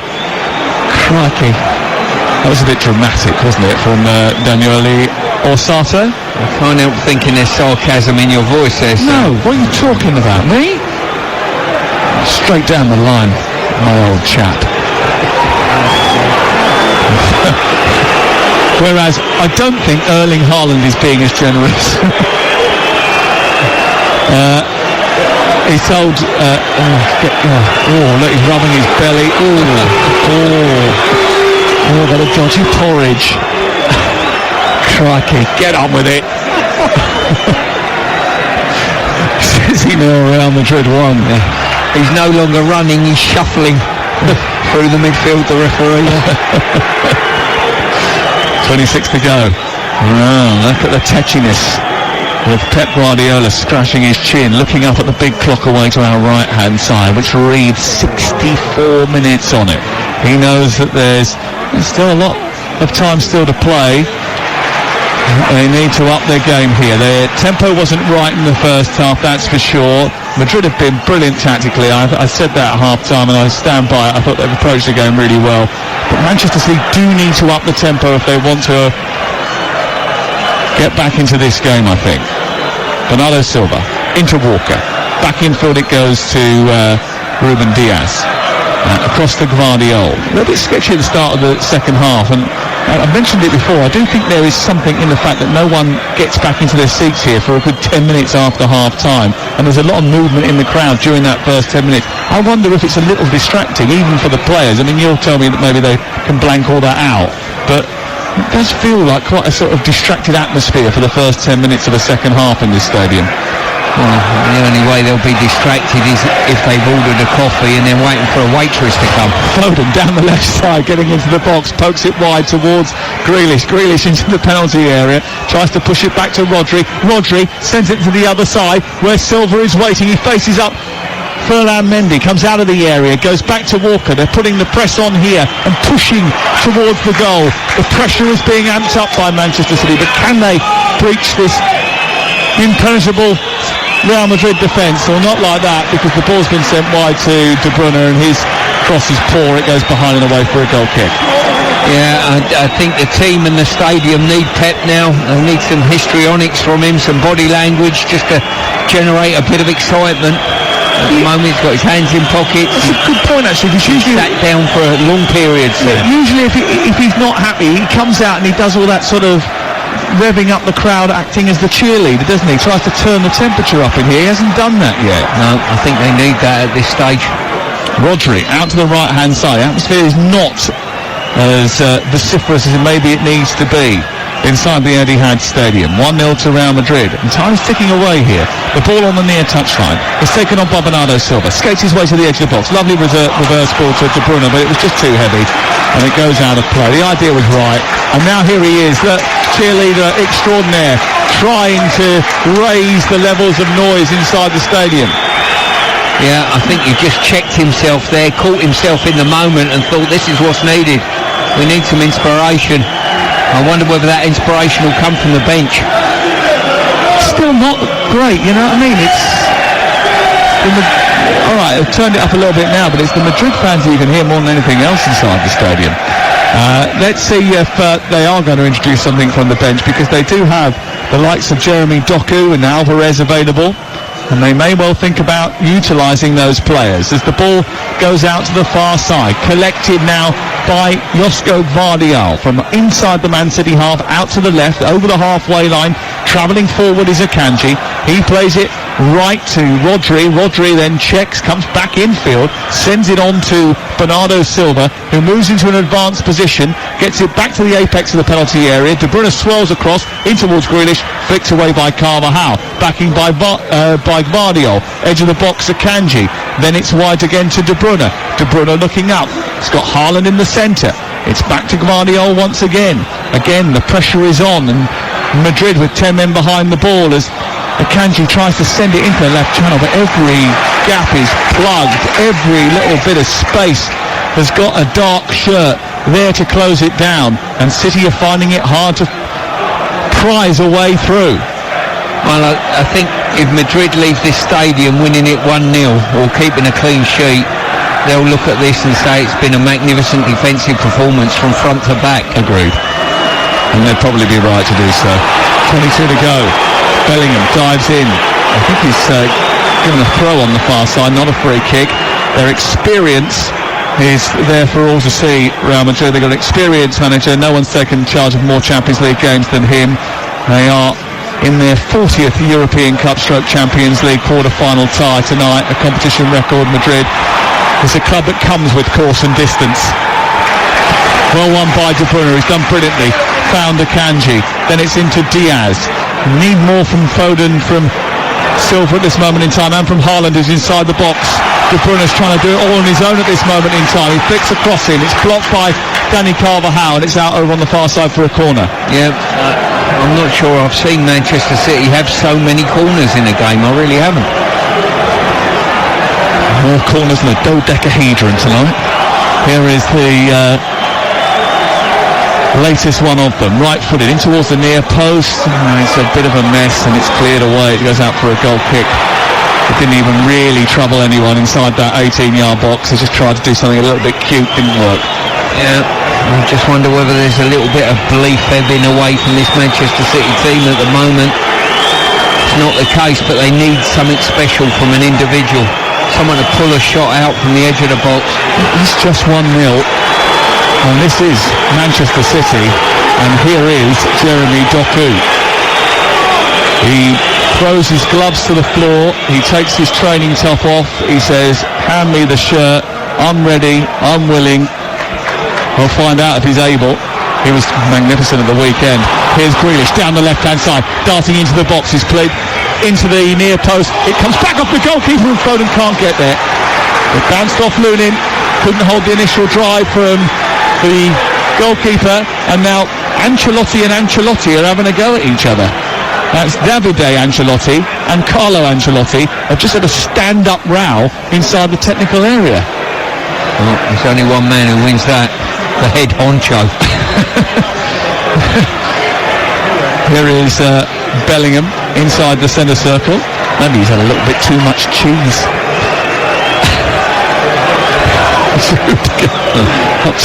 Whoa. Valverde. Oh, Vinicius Junior is in behind here if they can find him, and the ball from Valverde's not good enough, and Ederson sweeps it up. What a chance to win the tie. Well, we are at that stage, Sam. As I said, I think 70 minutes on the clock. I think we're in the death zone, as they say in football. Another goal from Madrid, and I think that'll put the lights out. But a goal from Manchester City changes the mood in this stadium. A mood that has gone flat. A mood that has started to worry about what will befall them. Ball into the box by Rodri. Cut out. Rodrigo turns and runs. We're yet to see a substitute in this game, but we're going to see one now. And as a foul is committed by Akanji, it's going to be Jeremy Doku who comes on. And Jack Grealish, who sprints off on the near touchline, knowing that actually he's contributed to this game and he's actually played quite well. I'll tell you what, I was just going to say before he got took off, for me it would have probably been Silva or Foden to come off, and that's a big call of any of them, to be honest with you, because I think Grealish has been a very, very good outlet for him. He's played well tonight. Yeah. And he's been good going back the way as well when he's needed to. Indeed. And that's the kind of discipline and energy that England are going to need in the summer, and he's certainly put himself front and centre for that. Foden hasn't really sparkled in the game. They had made that tactical tweak a little while ago now, where Foden's gone in the middle, but even there he hasn't seen much of the ball. No, it's very congested. Ball out wide on the left, and Doku takes it down, runs at the figure of Valverde, beats him, then tries to take on Carvajal, does well. Valverde comes away with the ball after it's cleared, and it's hit right up over the halfway line and towards Vinicius Junior, who's got hold of it and needs a bit of backup. Rodrigo is there to help him. He stops it, holds up, does brilliantly, takes it down the left side, waits for the run of Rodrigo, and then rather intelligently just keeps hold of the ball, no need to, feeds Mendy goes back to Nacho goes back to Lunin. Gotta say, good hold up play, sensible play there by Vinicius Junior. Realised he couldn't burst away from anyone and just gain time and momentum. Not sensible by Carvajal, plays it against Doku and releases the ball, gives it to Foden. Foden with a poor cross through the 18-yard box, it goes out the other side, and they'll be picked up by Rodrigo, and time is ticking away. 17 to go, and Manchester City need a goal from somewhere. Valverde trying to control it on the halfway line, and touched by Ruben Diaz. The ball runs loose. Foden spins it out to the near side. Bernardo Silva attacks the box. He gives it to Rodri, gets it back again. Infield to Akanji. A square pass onto Vardiol, collected by Jeremy Doku. Looks up, sees Carvajal in front of him, goes to the right instead and finds Vardiol. Edge of the area is Rodri. Right side of the box is Bernardo Silva. The City machine coming forward at pace, but they're dealing with it. Real Madrid. Here's Rodri. Needs to make an intervention. Out to the left. It goes to Doku. Is there going to be a blockbuster moment here? Doku into the box. Blocked by Carvajal. Spills out the far side. De Bruyne keeps it alive. Comes back to Rodri again. Edge of the area. Still 1-0 to Real Madrid. We played 74 minutes. Manchester City are knocking at the door, but that door will not creak, it will not open, it will not yield. Akanji down the right, back to Bernardo Silva, a congested area, a block by Kroos, the ball bobbles to the near side, a celebration by the German, and City with a throw down the right side. Well, I've got to say, all they need is something to just fall to them. At the moment, Madrid have done brilliantly, just blocking up any shooting lines. No one on the edge of the box can get out of their feet to get a sighter of goal. And they're dealing quite well in the wide areas. I think if they get one, they get two. Indeed. Vardiol, 15 minutes to go. On to Diaz. Diaz down the right, collected by Manchester City's Bernardo Silva. He's midway inside the Real Madrid half. He sends it back into the centre where Kyle Walker looks up, strides forward, lays it off to Bernardo Silva again. Further wide it goes now towards Rodri, who comes infield, lays it off. Kyle Walker on the ball in the middle of the park, sends it into Rodri again. Foden again, everybody behind the ball in Madrid colours. It's lifted out to the far side into Doku. He can open up a low block as we saw at the weekend. He goes on the outside, low cross into the box, comes to De Bruyne and he smashes it into the roof of the net, and they're level. Kevin De Bruyne with the goal, Doku with the intervention, and that rigid, resolute Real Madrid defence is finally unlocked by Kevin De Bruyne. 1-1 on the night, 4-4 on aggregate, and it's game on. Well, they just needed something to fall to them in the box. All shooting lines blocked off vast swathes of this game. Doku hit it across the face of the goal. It dropped to De Bruyne and he dispatched it into the roof of the net fantastically well. And it was a poor clearance. I think it was Rudiger potentially at that near post. Couldn't sort his feet out. And De Bruyne was Johnny on the spot, just to lift it into the roof of the net. Great finish. Game on. Perfect time to score the goal as well. 76 minutes on the clock, and Guardiola celebrated. Guardiola knew. Guardiola felt the relief inside the Etihad Stadium, and Kevin De Bruyne, who was trying to do everything on his own, got a little bit of help from Jeremy Doku, and now Manchester City need a goal to qualify. Yeah, Rudiger won't be pleased with his contribution there. It was driven at him admittedly, but he just collapsed on his haunches. Just left the ball there for De Bruyne. What have Real Madrid got now? The semi-final awaits. Bayern Munich lead by 1-0. Manchester City 1, Real Madrid 1. Dundee 0, Rangers 0. It's going to be another blow for Philippe Clement if they don't get over the line there. Manchester City for so long nervous, tense, a stadium full of anxiety, but now maybe with freedom, because they know that one more goal will take them through. If it stays like this, we'll have extra time on TalkSport and TalkSport 2. Arsenal heading out. Manchester City with hope. The ball's on the right, collected by Bernardo Silva, skates to the edge of the area. Real Madrid, will that affect them? They've defended so well. Will it take the wind out of their sails? Will it just mean that they take just a little bit out of their desire to close down, to stop? Will there be that commitment that there was in that first 60, 70 minutes? Here's Doku, edge of the area. Akanji, the pressure still on. De Bruyne edge of the box, left-footed, curling it towards the far corner over the bar by an inch, and it may well have taken a little nick off the glove. The referee is this time saying goal kick. Well, as soon as it arrived across the face of the box to De Bruyne, you felt as though if you're going to shut him down, make sure you don't over-exaggerate. He's coming back on his left foot, and I think the goalkeeper saved that. I do as well. I think he's got a brilliant touch on it. Well, it's in moments like this where you feel as if there needs to be a change of momentum, and with Manchester City firmly in control of the match, Real Madrid are going to take off Rodrigo, their goal scorer, and bring on Luka Modric. And Luka Modric, last week when he came off the bench, had a huge impact in the game. Well, listen, what a player to bring off your bench.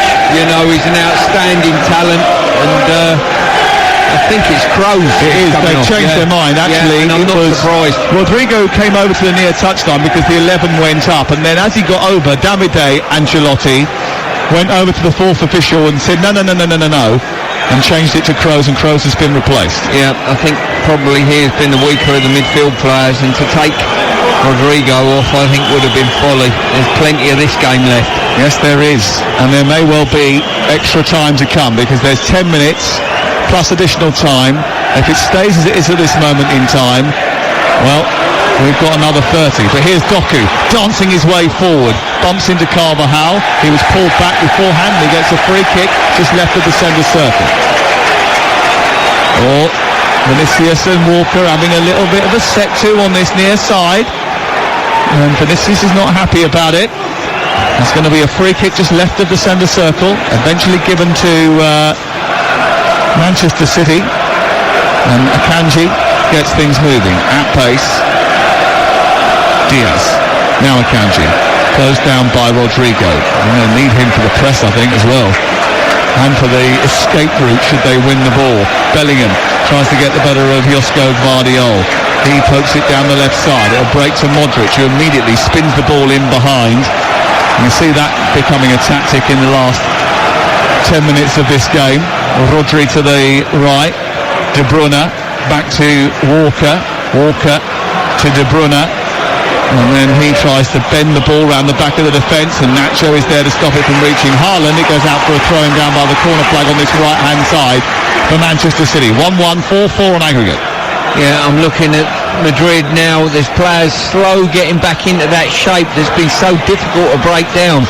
Now's the time they need that shape, just to see them over the line. Time is creeping in. Bernardo Silva to Rodri, and then back infield to Ruben Diaz. Ruben Diaz to the far side. Life in this game, that's for sure. 1-1 on the night, 4-4 in aggregate. Doku coming forward now to the edge of the area. Gives it to the edge of the box. It goes back to De Bruyne. It's over the bar. He's missed the golden chance. Well, there was a lovely ball by Akanji through the 6-yard box. It came out towards the penalty spot. De Bruyne can't believe he's missed. I'm not sure there'll be a better chance this half. Akanji's pulled it back. It's gone through absolutely swathes of bodies, and De Bruyne has opened up his right foot, side-footed it over the top of the goal. That was a poor miss by his standards. Well, will that come back to haunt Pep Guardiola, who puts his right hand slap on his forehead and closes his eyes as if to say that was a moment. That was a big moment. Forward by Carvajal, away by Walker, chested down on the edge of the centre circle. City have it again.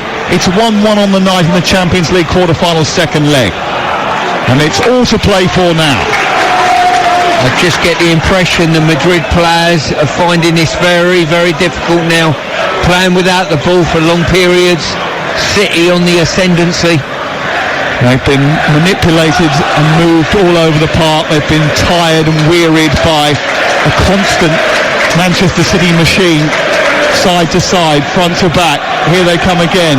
Right side Silva, central Walker, back into the middle and Diaz, out to the left and Doku. They come now to attack that left flank with Doku with the ball at his feet, tried to release Foden. The two weren't on the same wavelength. The ball goes behind. More disappointment for the demonstrative Guardiola, and it's a goal kick away to our right hand side. 1-1. Madrid just reaching for the substitutes bench once again. Former City player Brahim Diaz about to come on. Trying to break the momentum, I think, of City at the moment. They're the team going forward.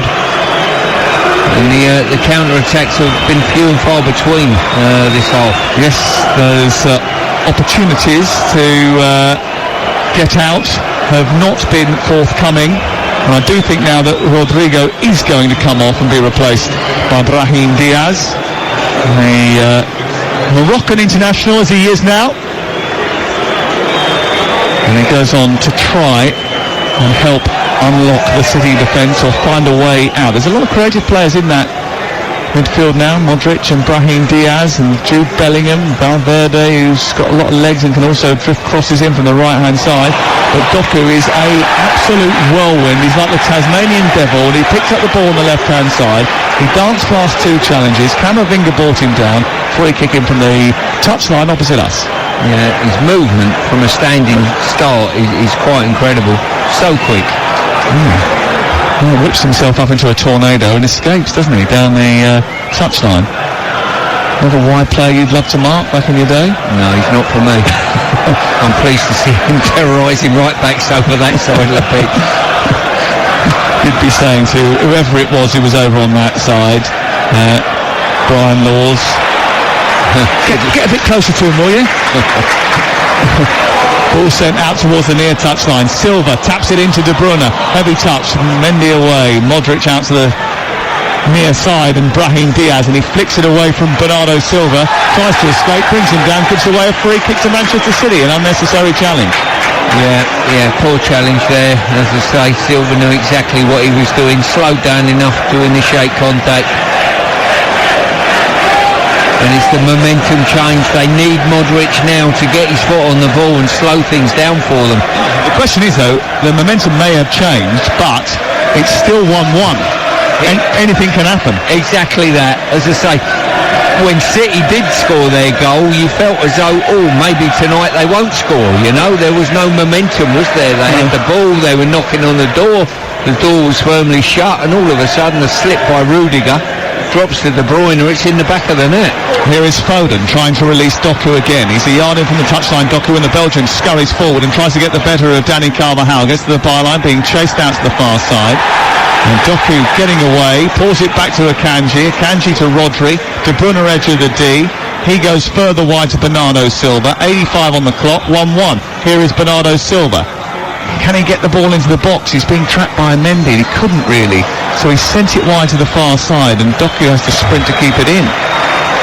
Manchester City, who only have a 2-point lead at the top of the Premier League, a lead that will be cut by the time they play Brighton most probably next Thursday night. Arsenal play twice between now and then. And the general assumption has been that City have not been at their best this season, yet winning a treble and going on an unbeaten run to do it for a second successive season would certainly dispel that myth. Here is Rodri into Vardiol, back to Akanji. Left side of the area is Foden going down the side of the box, gets it back to Foden, does Doku, and his shot crashes off of Camavinga and goes out for a throw in far side. Yeah, you just get the impression with this Madrid side, they're finding it fatigued, their body language, they're not bursting around, they're not helping each other out. One more chance for Manchester City. One big moment. Should they take it and make it, they will be in the semi-finals again. Out to the far side for Doku. Doku has been an inspiration since coming off the bench and set up the equalising goal. Finds Akanji down by the byline, tries to pull it back through the box. The ball's bouncing around inside the area. It goes out for another corner to Manchester City after, in the end, the Madrid defence had to take emergency action. Well, I'm losing count of the times that little blind runs behind the full-back to the byline for City. They're getting in. They've got in by Akanji on a couple of times. Doku's got in there. Silva got in there twice and didn't deliver the cross. Here is the corner to be taken by De Bruyne. He hits it right, but it's a deep one towards Haaland, who heads it towards goal and misses the target, hits the side netting. Yeah, good opportunity there, lofted up. Bellingham done enough just to put Haaland off.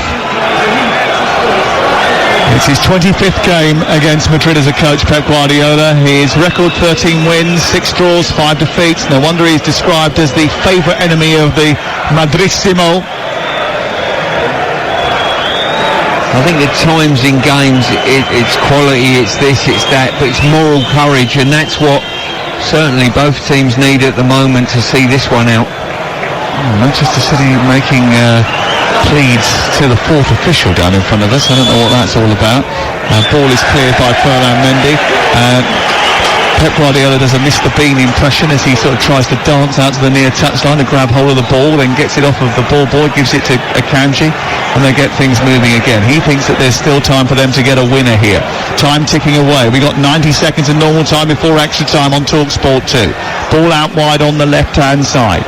It's still 1-0 in Bavaria. Bayern Munich about to knock out Arsenal. Here it's finally poised, and the ball's over on the far side with Doku. Doku travelling down the touchline, goes infield and finds Rodri. Rodri just left of the centre circle, looks up, being held up by Bellingham, has to turn it back to Ruben Diaz. Diaz now inside the centre circle, prods it on. It's collected by Akanji. Out wide towards the left. Doku takes over, moves into towards the box, gets to the byline. The ball bounces. Modric intervenes, manages to get it clear, and now the counter-attack is on, and Brahim Diaz is getting away. He's not, because Rodri has just grabbed him round the neck, Giorgio Chiellini style, in the final of the European Championship when he pulled back Bukayo Saka and thrown him to the floor. Well, opportunity for the counter there, and it's probably the first time for at least 20 minutes that Madrid have had that opportunity. And as I say, it'll be interesting the use of the bench, what Pep's going to do, whether he sees that there's movement on the bench that's going to help the team out. Yep, we'll see what happens when the board goes up for the additional time as well. That's going to be important now. Throw-in has been given on the far side to Real Madrid, and City weren't happy about it and say it was controversial. It has gone out, and it's going to be 4 minutes of added time before extra time. Yeah, I've got to say what I've seen from Madrid of recent times in the game is too many of their players are facing their goal when the ball's beyond them. Here is Vinicius challenging with Akanji, who's back helping out his defence. He's been one of the lead attackers in the second half. Nacho with a header, out of play. They've scored a lot of goals, by the way, Madrid, very, very late in games. Referee, who didn't have a clue whether or not the ball had gone out of play on this near side, leant on his linesman to suggest that Vinicius was offside, and has given the free kick to Manchester City, who send it long out towards Doku, headed down by Carvajal. It goes back via Gvardiol to Doku, who looked to escape. Across came Rudiger and cleared. There was a collision involving Carvajal, and Doku is going to be penalised for that. And looks like it's going to be a free kick over on the far side. I didn't really see much wrong with what Doku did there. He just sort of got away and maybe just caught him underneath the chin as he used his arm to power clear. I don't think that's a foul. I've got to say, the referee was mimicking, there was an elbow there. If you think it's an elbow, you're sending him off.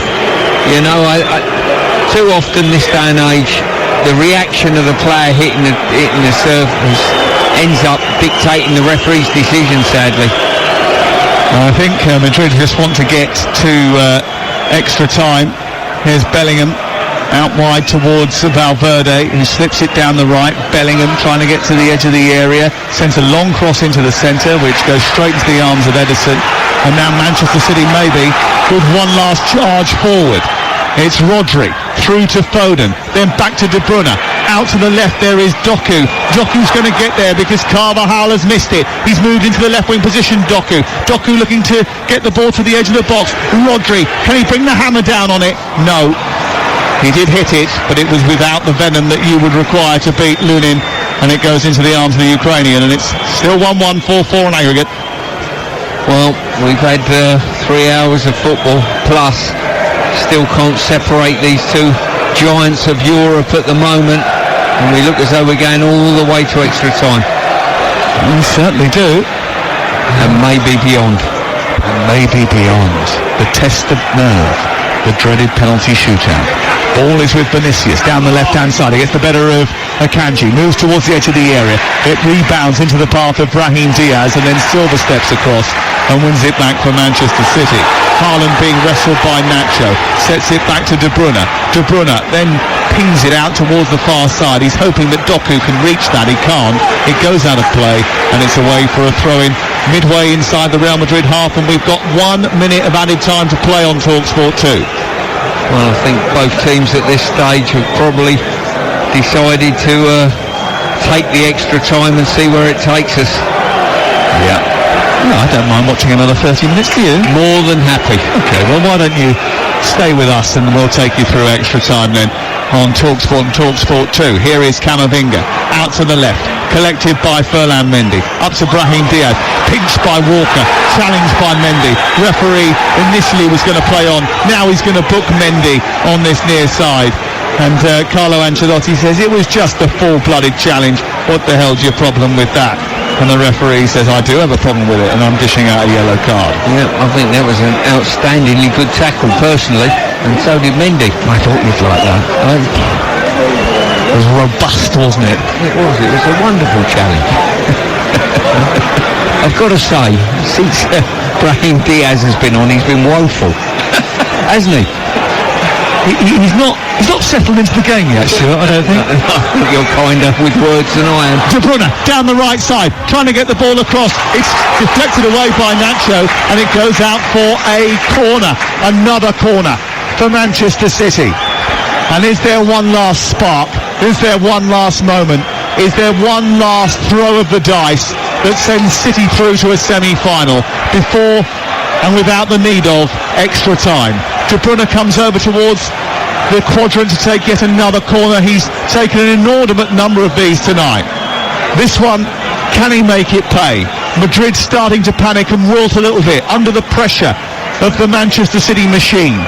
It's going to be De Bruyne, right-footed, an outswinger, hand in the air. He steps up, delivers the ball in towards Akanji. It's down for Haaland, and he can't get hold of it. It bobbles over the bar and out for a goal kick.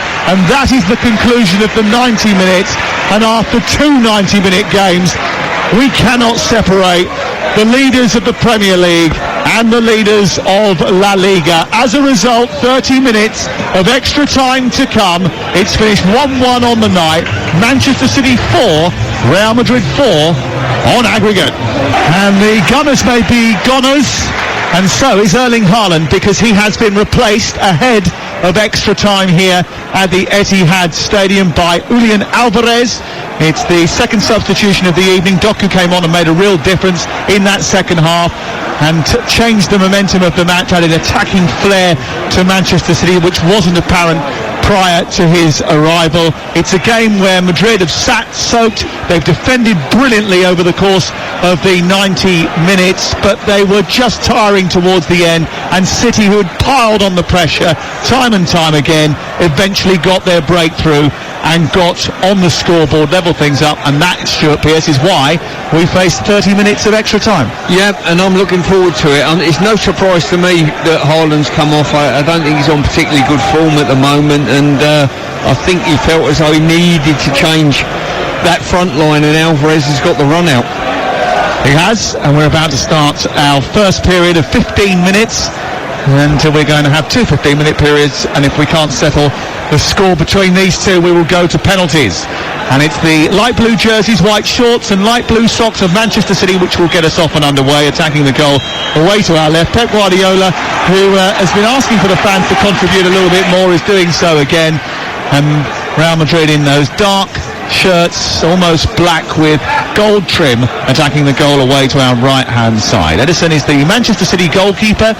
There is a back four of Walker, Akanji, Diaz and Guardiola. Rodri and De Bruyne a little bit deeper, and then it's largely been Silva on the right hand side in the second half, with Foden behind Erling Haaland and Grealish on the left. But Doku came on to replace Grealish, and now Alvarez has replaced Erling Haaland. There's a big problem here for Jude Bellingham, who's gone down on the edge of the area after a collision with Ruben Diaz, and it looked for a second as if he was knocked out cold, and immediately there was attention called to him on the edge of the box. He is conscious because I've just seen him roll around, but there was a bit of panic even amongst the Manchester City contingent, and Carl Walker was the one who was urging for them to get treatment for him.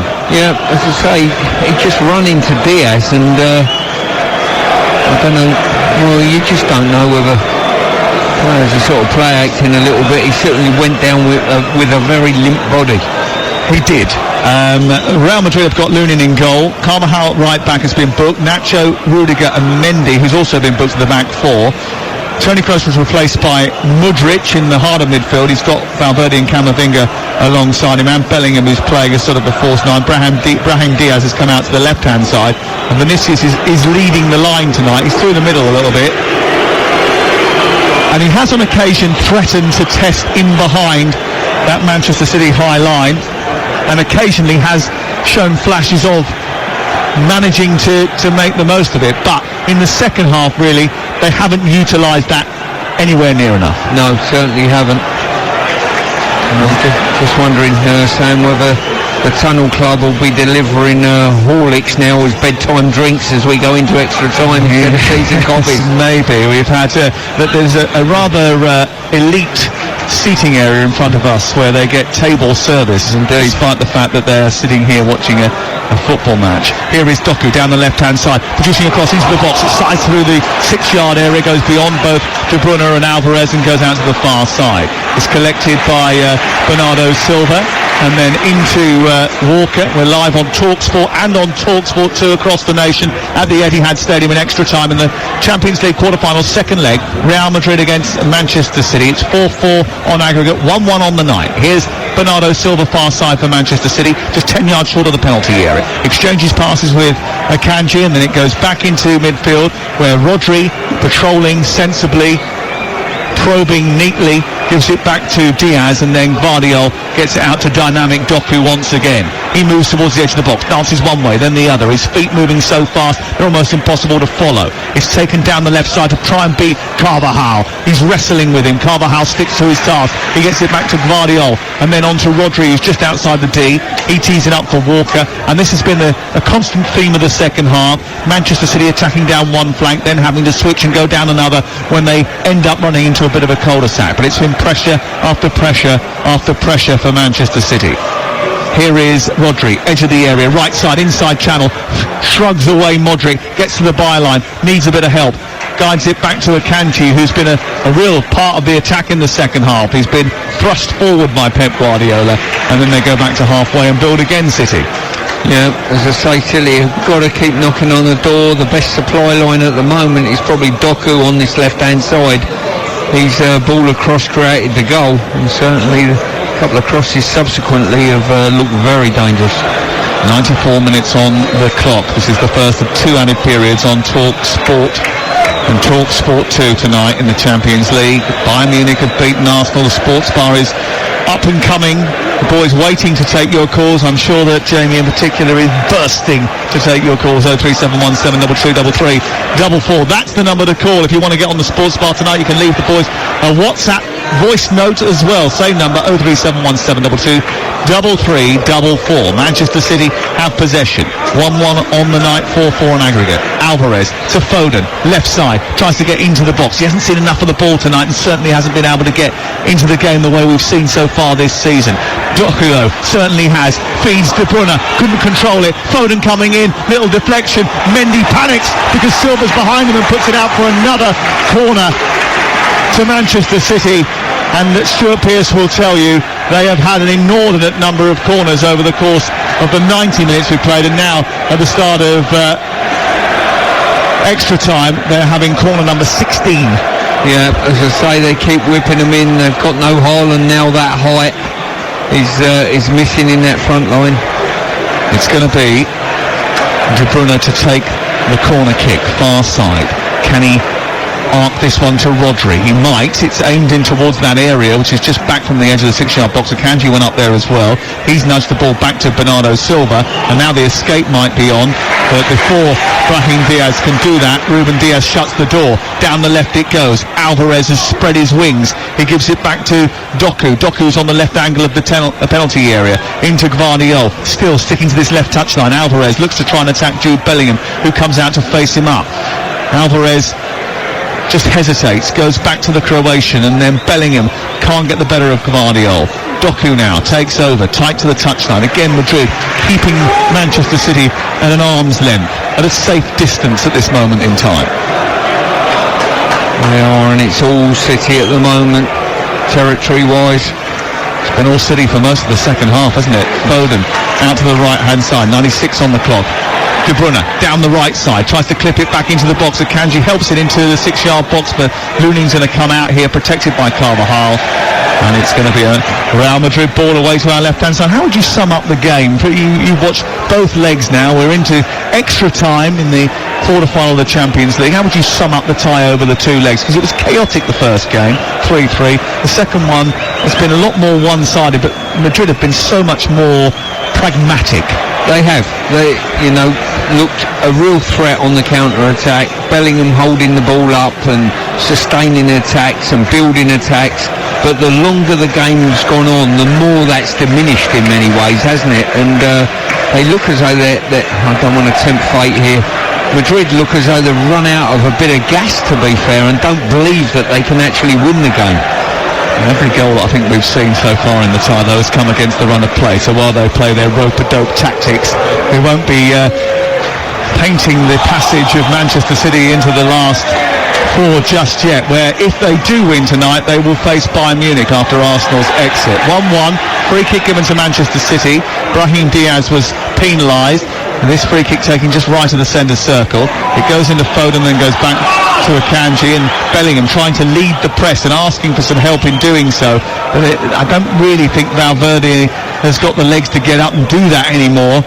So it's cleared away. But they've won it back on halfway. A poor ball into De Bruyne has been turned over, and Camavinga has it. He tries to feed Vinicius Junior, but Diaz was alert. Camavinga went diving in. The ball ran loose, and now De Bruyne brings it away on halfway and sends it out wide towards the right. Bernardo Silva did brilliantly. Alvarez goes down the right-hand side. Foden is arriving inside the box, but Rudiger's got the header away, and it comes back out to Gvardiol. Gvardiol stepping in, tries to get beyond Valverde, who puts in a challenge. It's swished out to the near touchline by Rodri, who finds Doku. Doku into the centre. Gvardiol tempted to shoot again. It's been a good thing for him over the last couple of games, hasn't it? Doku, edge of the area left side as City come on their familiar attack. Now Bernardo Silva works wide. Low ball into Foden. Oh, he's miskicked it. It's come through beautifully for Phil Foden, who has fluffed his line. De Bruyne actually had a great chance 8 minutes from time to win the tie, and that's another golden chance for Manchester City to put the seal on it. Well, City's best chances, and I include the goal in that, have come when they fired the ball across the face of goal and created havoc, if you like. And on that occasion, Foden should have took a touch, I think. I know he's a talented individual.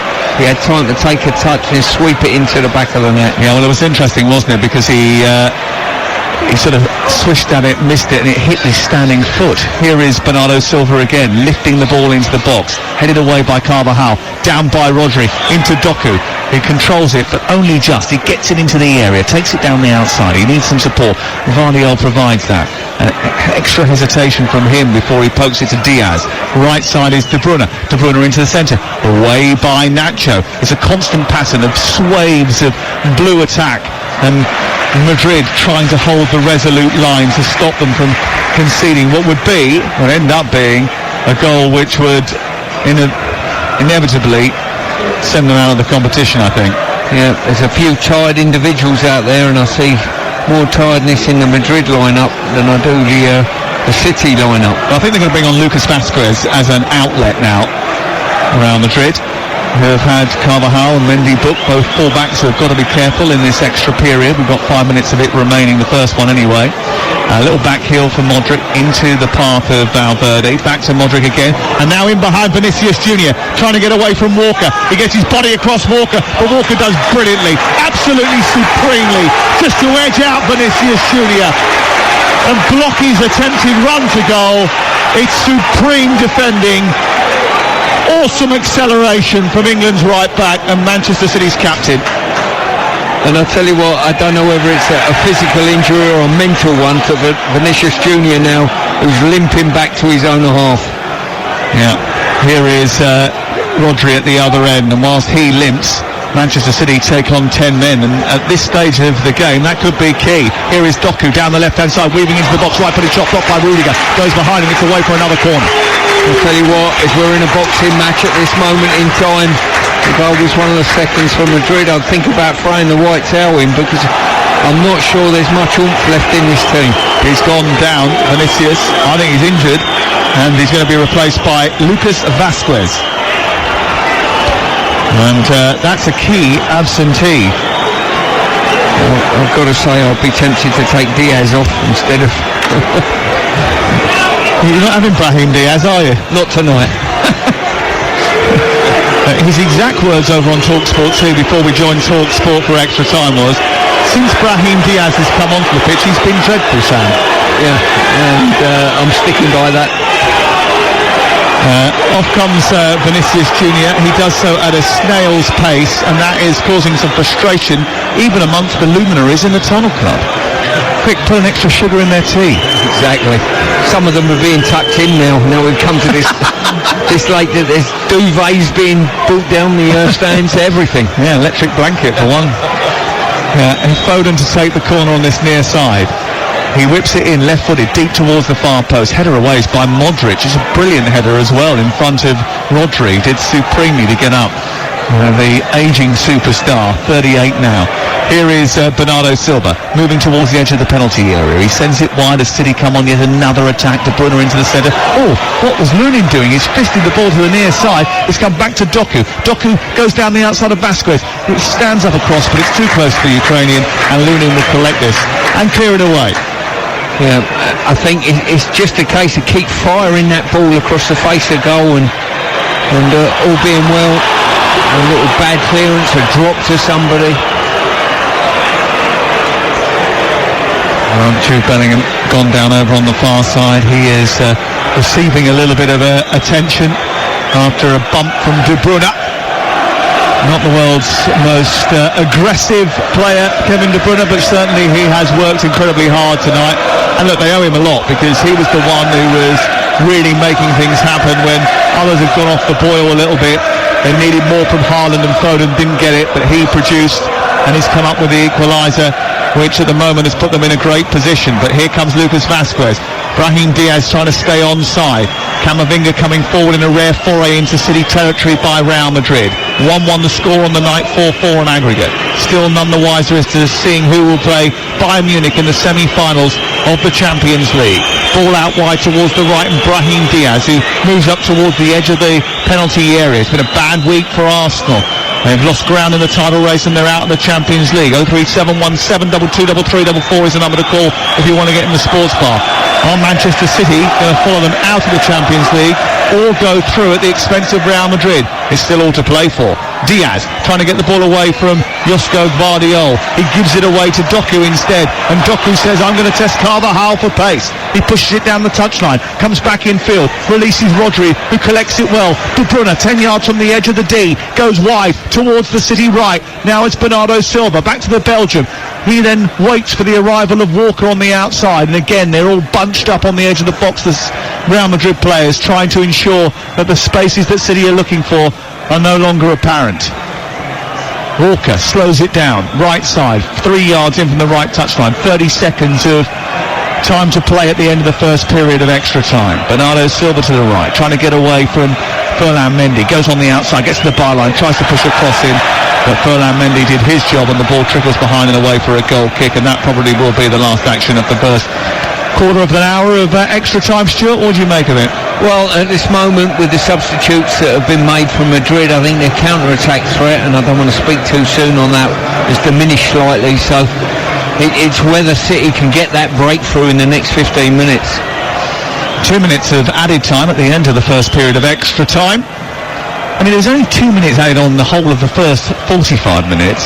How has there been 2 minutes to be added on in extra time? I think it was that slow walk-off. Yes, Junior. It was that saunter to the near touchline by Vinicius Junior.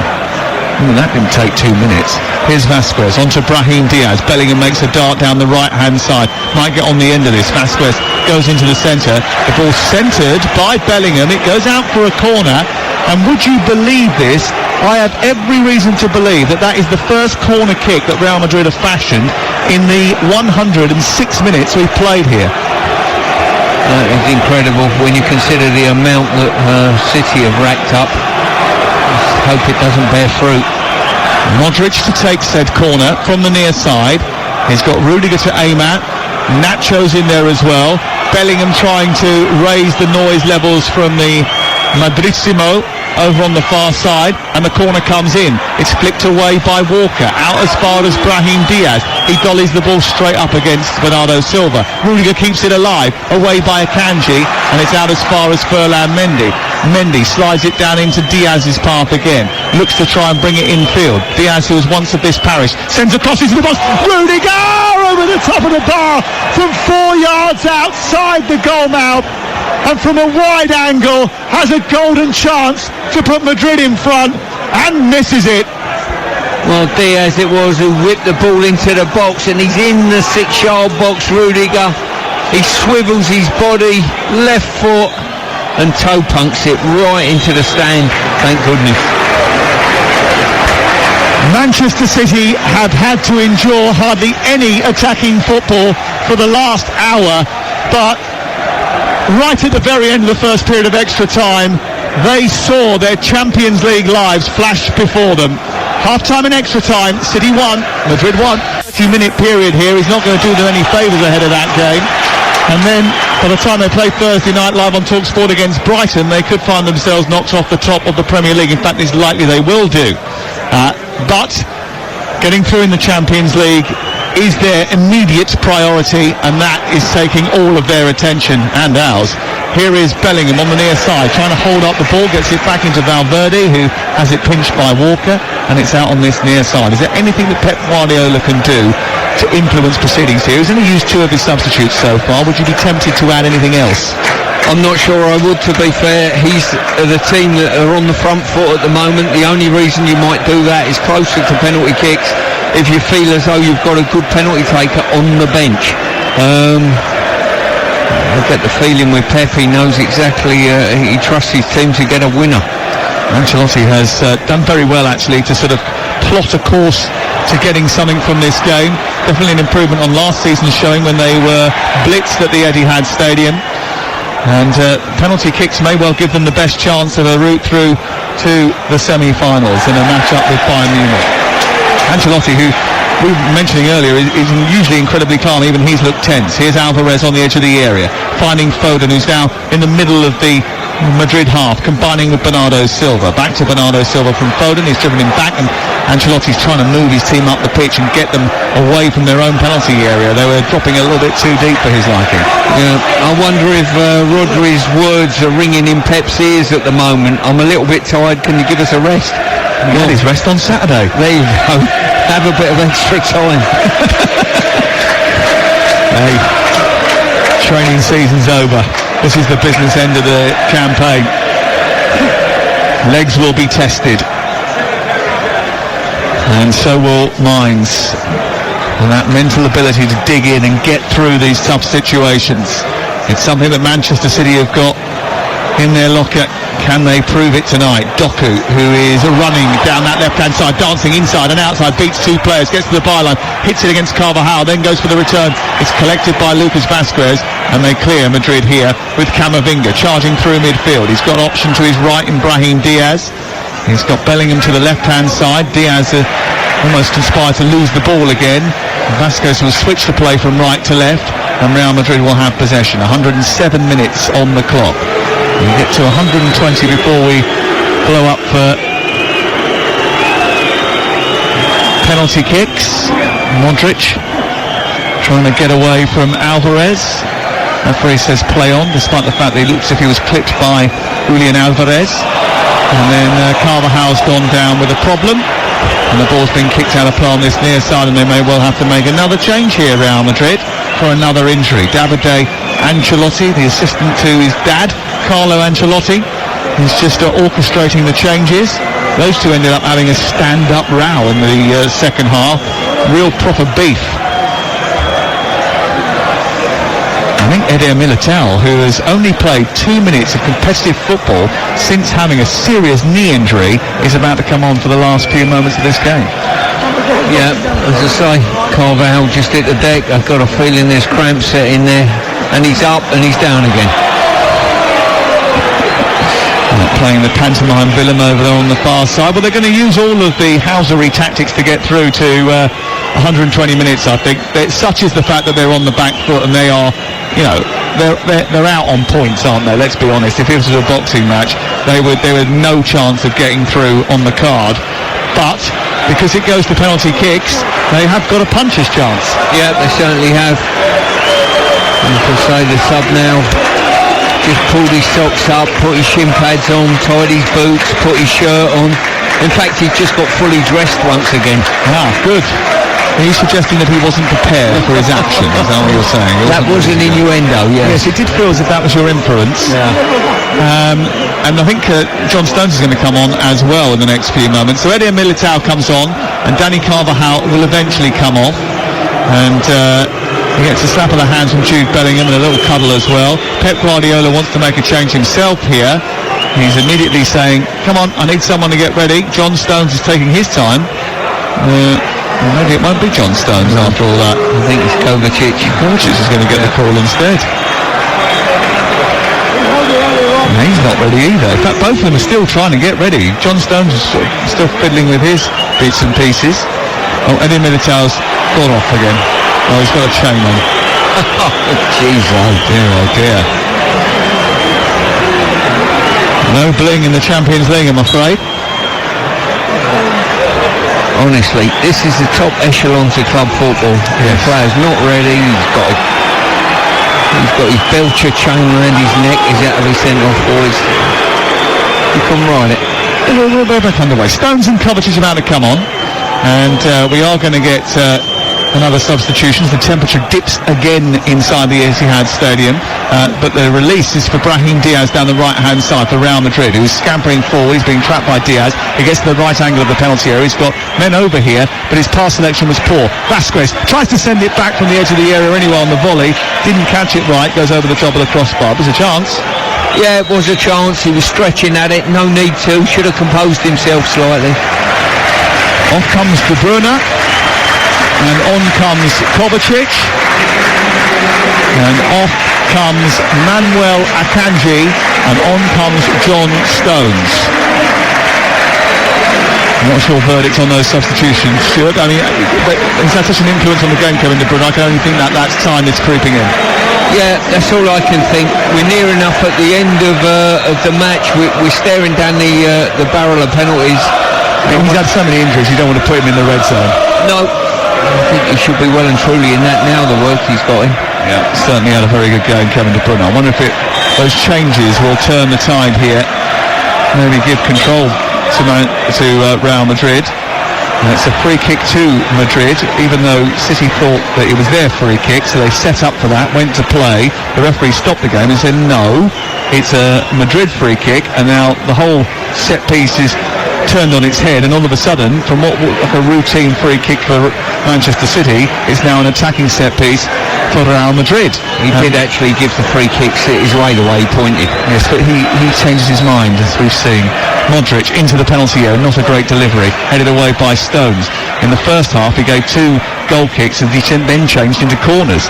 Here is Vasquez down the right side, looking for Brahim Diaz, and out comes the goalkeeper, who slides across the turf and finds Ederson.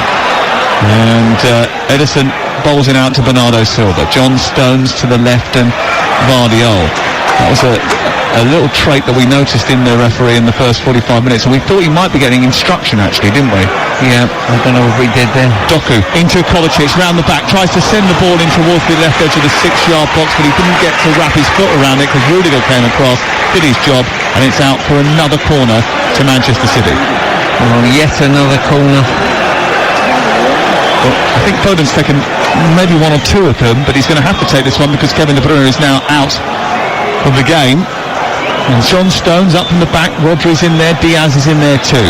Can they find a blue head? With 6 minutes of time to play at the end of extra time. Whipped in, left-footed, aimed towards Diaz, away by Camavinga. And then back out to Walker. Bernardo Silva with a little flick past Mendy, which allows Rodri to get across in towards the far post, and in towards Vardiol. Comes to Bernardo Silva. He's not going to get the shot away because Vasquez is going to put himself between man and ball versus Diaz, who puts himself between man and ball and takes one in the ribs. Is that the best thing he's done all night? I'm not sure he even got kicked, to be fair. Oh, stop it. Honestly, I'm not giving him any breaks at all. Stuart Pearce, the former Manchester City manager, alongside us in the commentary box. The Madrid fans away to our right-hand side, knowing the context of this game, knowing the fact they've got a Clásico to play at the weekend, with an 8-point lead in La Liga. This is a huge moment in their season, because they're going to win La Liga, and that's going to represent a good campaign. To have a sensational campaign, they have to go further in this competition. Here is Doku from Foden, edge of the area, trying to finish it in extra time, blocked by Valverde. Ball forward. He tries to drive them out and away from their own penalty box, and he does that by finding Camavinga. Infield it goes to the Uruguayan again. Back to the left back, Mendy tries to get to the halfway line. Challenge from Bernardo Silva. Doku comes across. Bernardo Silva skips past Valverde. He brushes aside Camavinga. He gets chopped by Modric. In fact, the referee says no, he didn't, and Modric comes away with the ball, and that was controversial. But City have got it back through Rodri, collected by Vardiol. Foden, Alvarez. He tries to twist away from Bellingham. Bellingham gets a tackle in. It breaks for Rodri, who dives in, feeds Bernardo Silva right angle of the penalty area. He gets it onto his left foot, went to shoot, didn't decide to pull the trigger. Away from the edge of the box by Modric. Again, it's all hands to the pump for Madrid, who are trying desperately to keep Manchester City at bay. It's Rodri looking for Stones, who's gone on. I don't know whether or not City are tired themselves now, but it's all very lethargic and very slow tempoed on the edge of the box. It's with Alvarez into the area, away by Camavinga. Again, Brahim Diaz trying to get there to get the ball clear, but it goes back to halfway and another wave of blue attack comes. I'll tell you what, this Madrid side are out on their feet. You know, at stages like this, you've just got to find something deep within you, and too many of their players are not doing that. And I hope City get a winner, because they deserve it. They're on the front foot, they're chasing the game, and they're the ones with the oomph. Madrid, too many of their players are looking at each other saying, who's doing the work? It's not going to be me. And in an intervention City, here's Rodri trying to provide one into the box with a left-footed cross, headed away by Eder Militao, forward by Diaz, away by Nacho. Brahim Diaz brings it to halfway, and now Bellingham with Vasquez escaping on the far side. Can he find him? He couldn't. Vardiol got there first, tucks it out of play. It's away for a throw-in over on the halfway line, and Vardiol actually I think got kicked as he did make that challenge, and the ball goes out for a throw-in to Real Madrid with now 3 minutes and 30 seconds to play of extra time on TalkSport. Remember, on Saturday, Manchester City have an FA Cup semi-final at Wembley. They then take on Brighton away and Forest away before Wolves at home, Fulham away, West Ham at home. They've got Spurs to play as well. That Spurs game, that Brighton game, that Chelsea game, they're on TalkSport. And Real Madrid, who have the Clásico against Barcelona on Sunday night. They hope their season doesn't end here in the Champions League. They know that they're very close to sewing up that title race. They want more. They crave more. They've got to get through this test. The City hope that they don't. Here's Nacho to the left and Ferland Mendy tipping it down the near touchline. Nacho takes it beyond Walker, who dived in, and Nacho escaped. He doesn't really know what to do with it now because he's in an unfamiliar position. He sends it square. Valverde tries to poke it back out to Ferland Mendy. Bellingham's in the centre. It's across towards the far post. Vasquez trying to arrive, but it was a mismatch between him and Vardiol. But Modric has won it back. Bellingham waiting in the centre. The ball into the area is a poor one. It goes behind. It's a goal kick. And they had the chance to make the most of a mistake by Walker and didn't do it. Yeah, it's at stages like this that you're pleased that Vinicius Junior's not on the pitch. He came off after a bout of cramp, I think, after a foot race that was won superbly by Walker, and he put him out of the game as a result of it. Vardiol coming forward. Minutes ticking away. 2 of them left of extra time. On TalkSport and TalkSport 2. stones, dispossessed, and now a chance to break for Real Madrid, and they've got numbers in advance of the ball here, and Brahim Diaz has got away from one challenge, he couldn't get away from another, but Kovacic's clearance has come to Vasquez. Now Bellingham's got it 10 yards outside the box, he takes a couple of touches and sends it to Brahim Diaz. He wants the return, he gets the return inside the area and can't get round Ederson. He might have committed a foul on Kovacic before he got there, and it goes out for well, I think will be either a free kick on the edge of the 6-yard box or a goal kick. Neither matters. It's a City ball. And City going forward again. Well, they have to really, because it will reduce their odds to take it to penalties, won't it? I mean, it becomes more of a 50-50 game. While it's a football match like this, they are the massive favourites. As soon as that time disappears and they go to penalty kicks, it becomes more of a level playing field. They don't want it. No, they certainly don't. They look a little bit short of cutting edge, I've got to say, within the ranks at the moment. It's probably Doku who's got the pace and the energy to go past anyone. How strange has it been that Foden hasn't been able to provide that Haaland couldn't, that Bernardo Silva hasn't come up with one of those moments yet. Here is Foden, moving towards the edge of the box, reverse pass into Alvarez, who shot his tail. Straight at the goalie.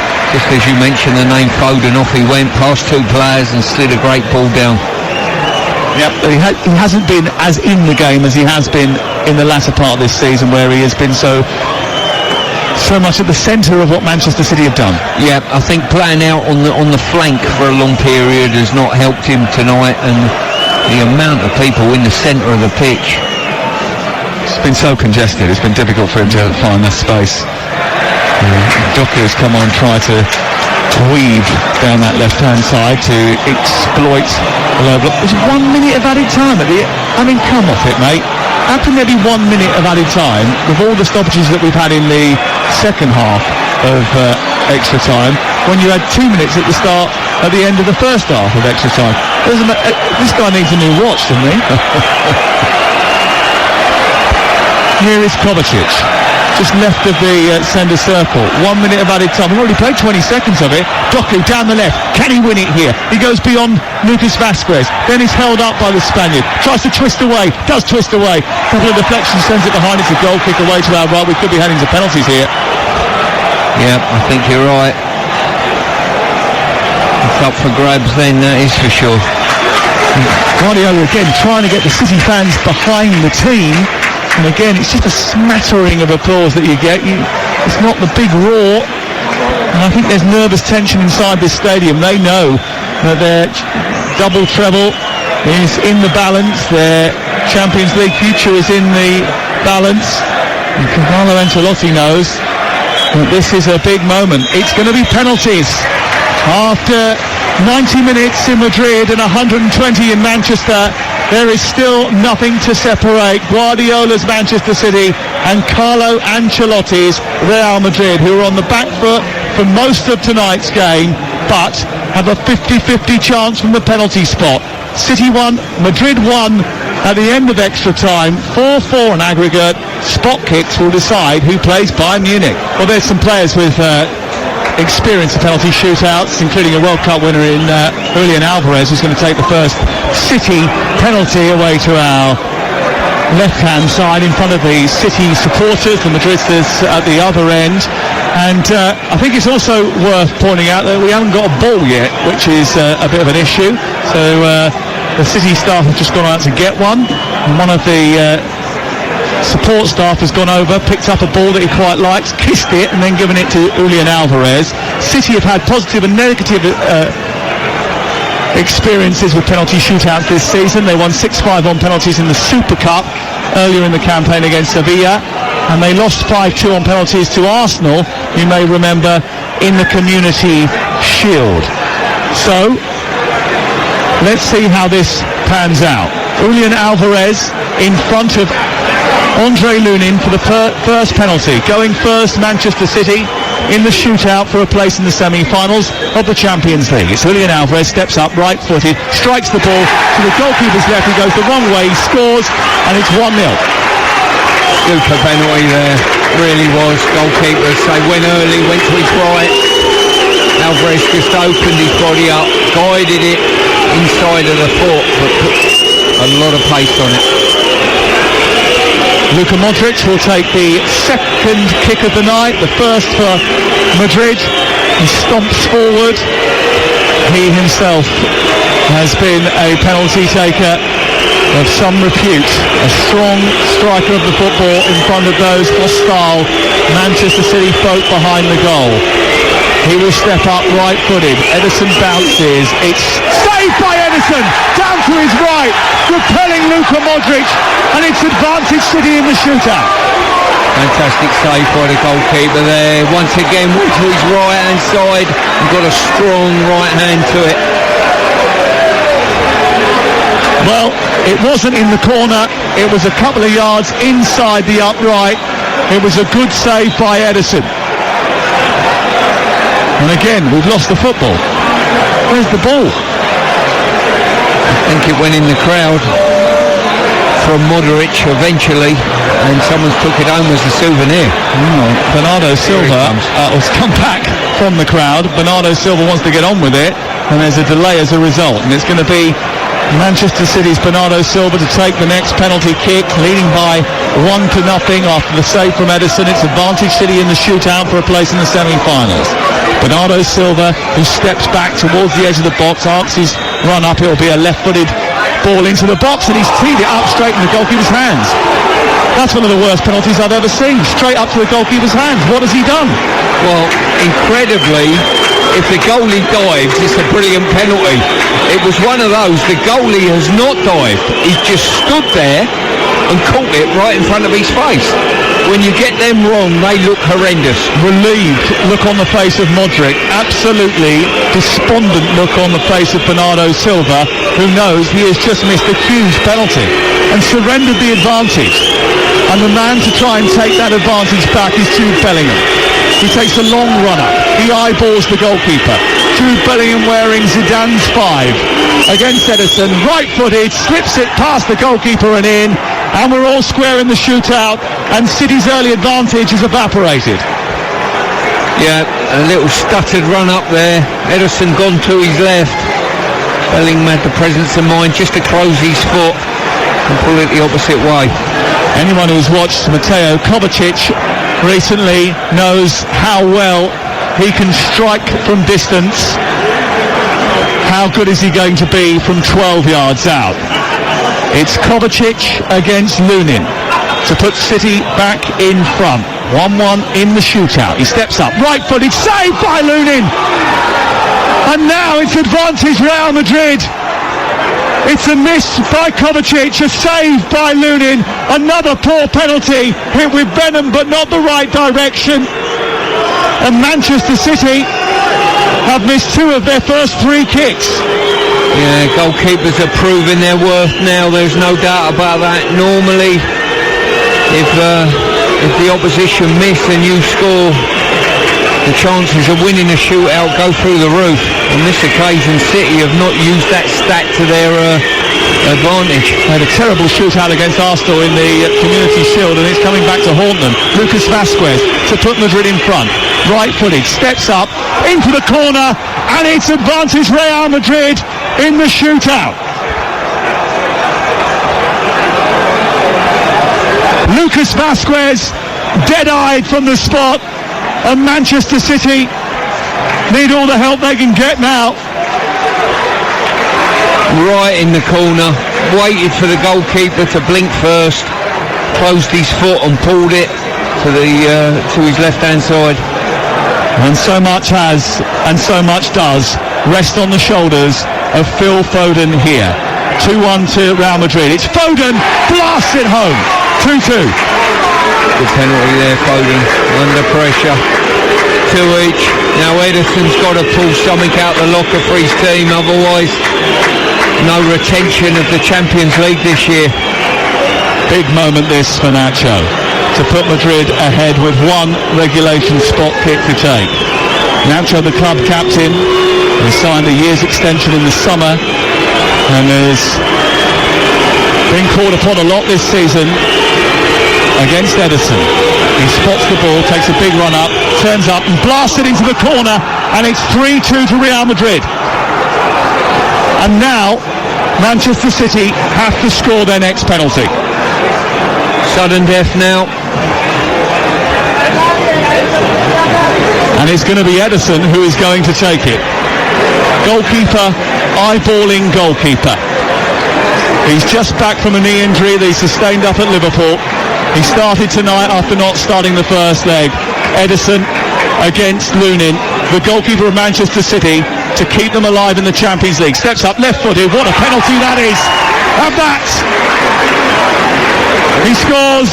It's 3-3. Well, that was probably as good a penalty as we've seen tonight. No one strikes the ball better than this kid, and he stroked it with his right foot, and the pace he generated was magnificent. They're only just alive though, because Antonio Rudiger will take the penalty which could send Real Madrid through to the semi-finals of the Champions League.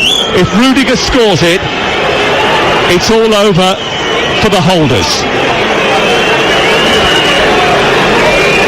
It is Antonio Rudiger, left out the second leg controversially last year in the semi-final, to win the game and a place in the semis for Real Madrid. He steps up, right-footed, and slots it home, and Real Madrid win the quarter-final and knock out Manchester City on penalties. It's a defeat that brings down the curtain on the attempts of an historic double treble for Pep Guardiola and sends Madrid into the semi-finals again. Bernardo Silva warned that when you play Madrid, you can never be completely in control, and that has been proved here tonight. The latest battle in the burgeoning European rivalry goes the way of Europe's most successful side. It won't be the last you hear of City on the European stage, but it will be the last that you hear of them on the continent for this season. Madrid celebrate. They run over to their fans in the corner, having won this quarter-final, this epic on penalties. And Pep Guardiola and Manchester City have to lick their wounds. Their focus will laser in on the Premier League, the FA Cup, but for Madrid, they will focus on a Clasico and a semi-final with Bayern Munich. It finishes at the Etihad, 1-1 on the night, 4-4 on aggregate, and 4-3 on penalties to Real Madrid.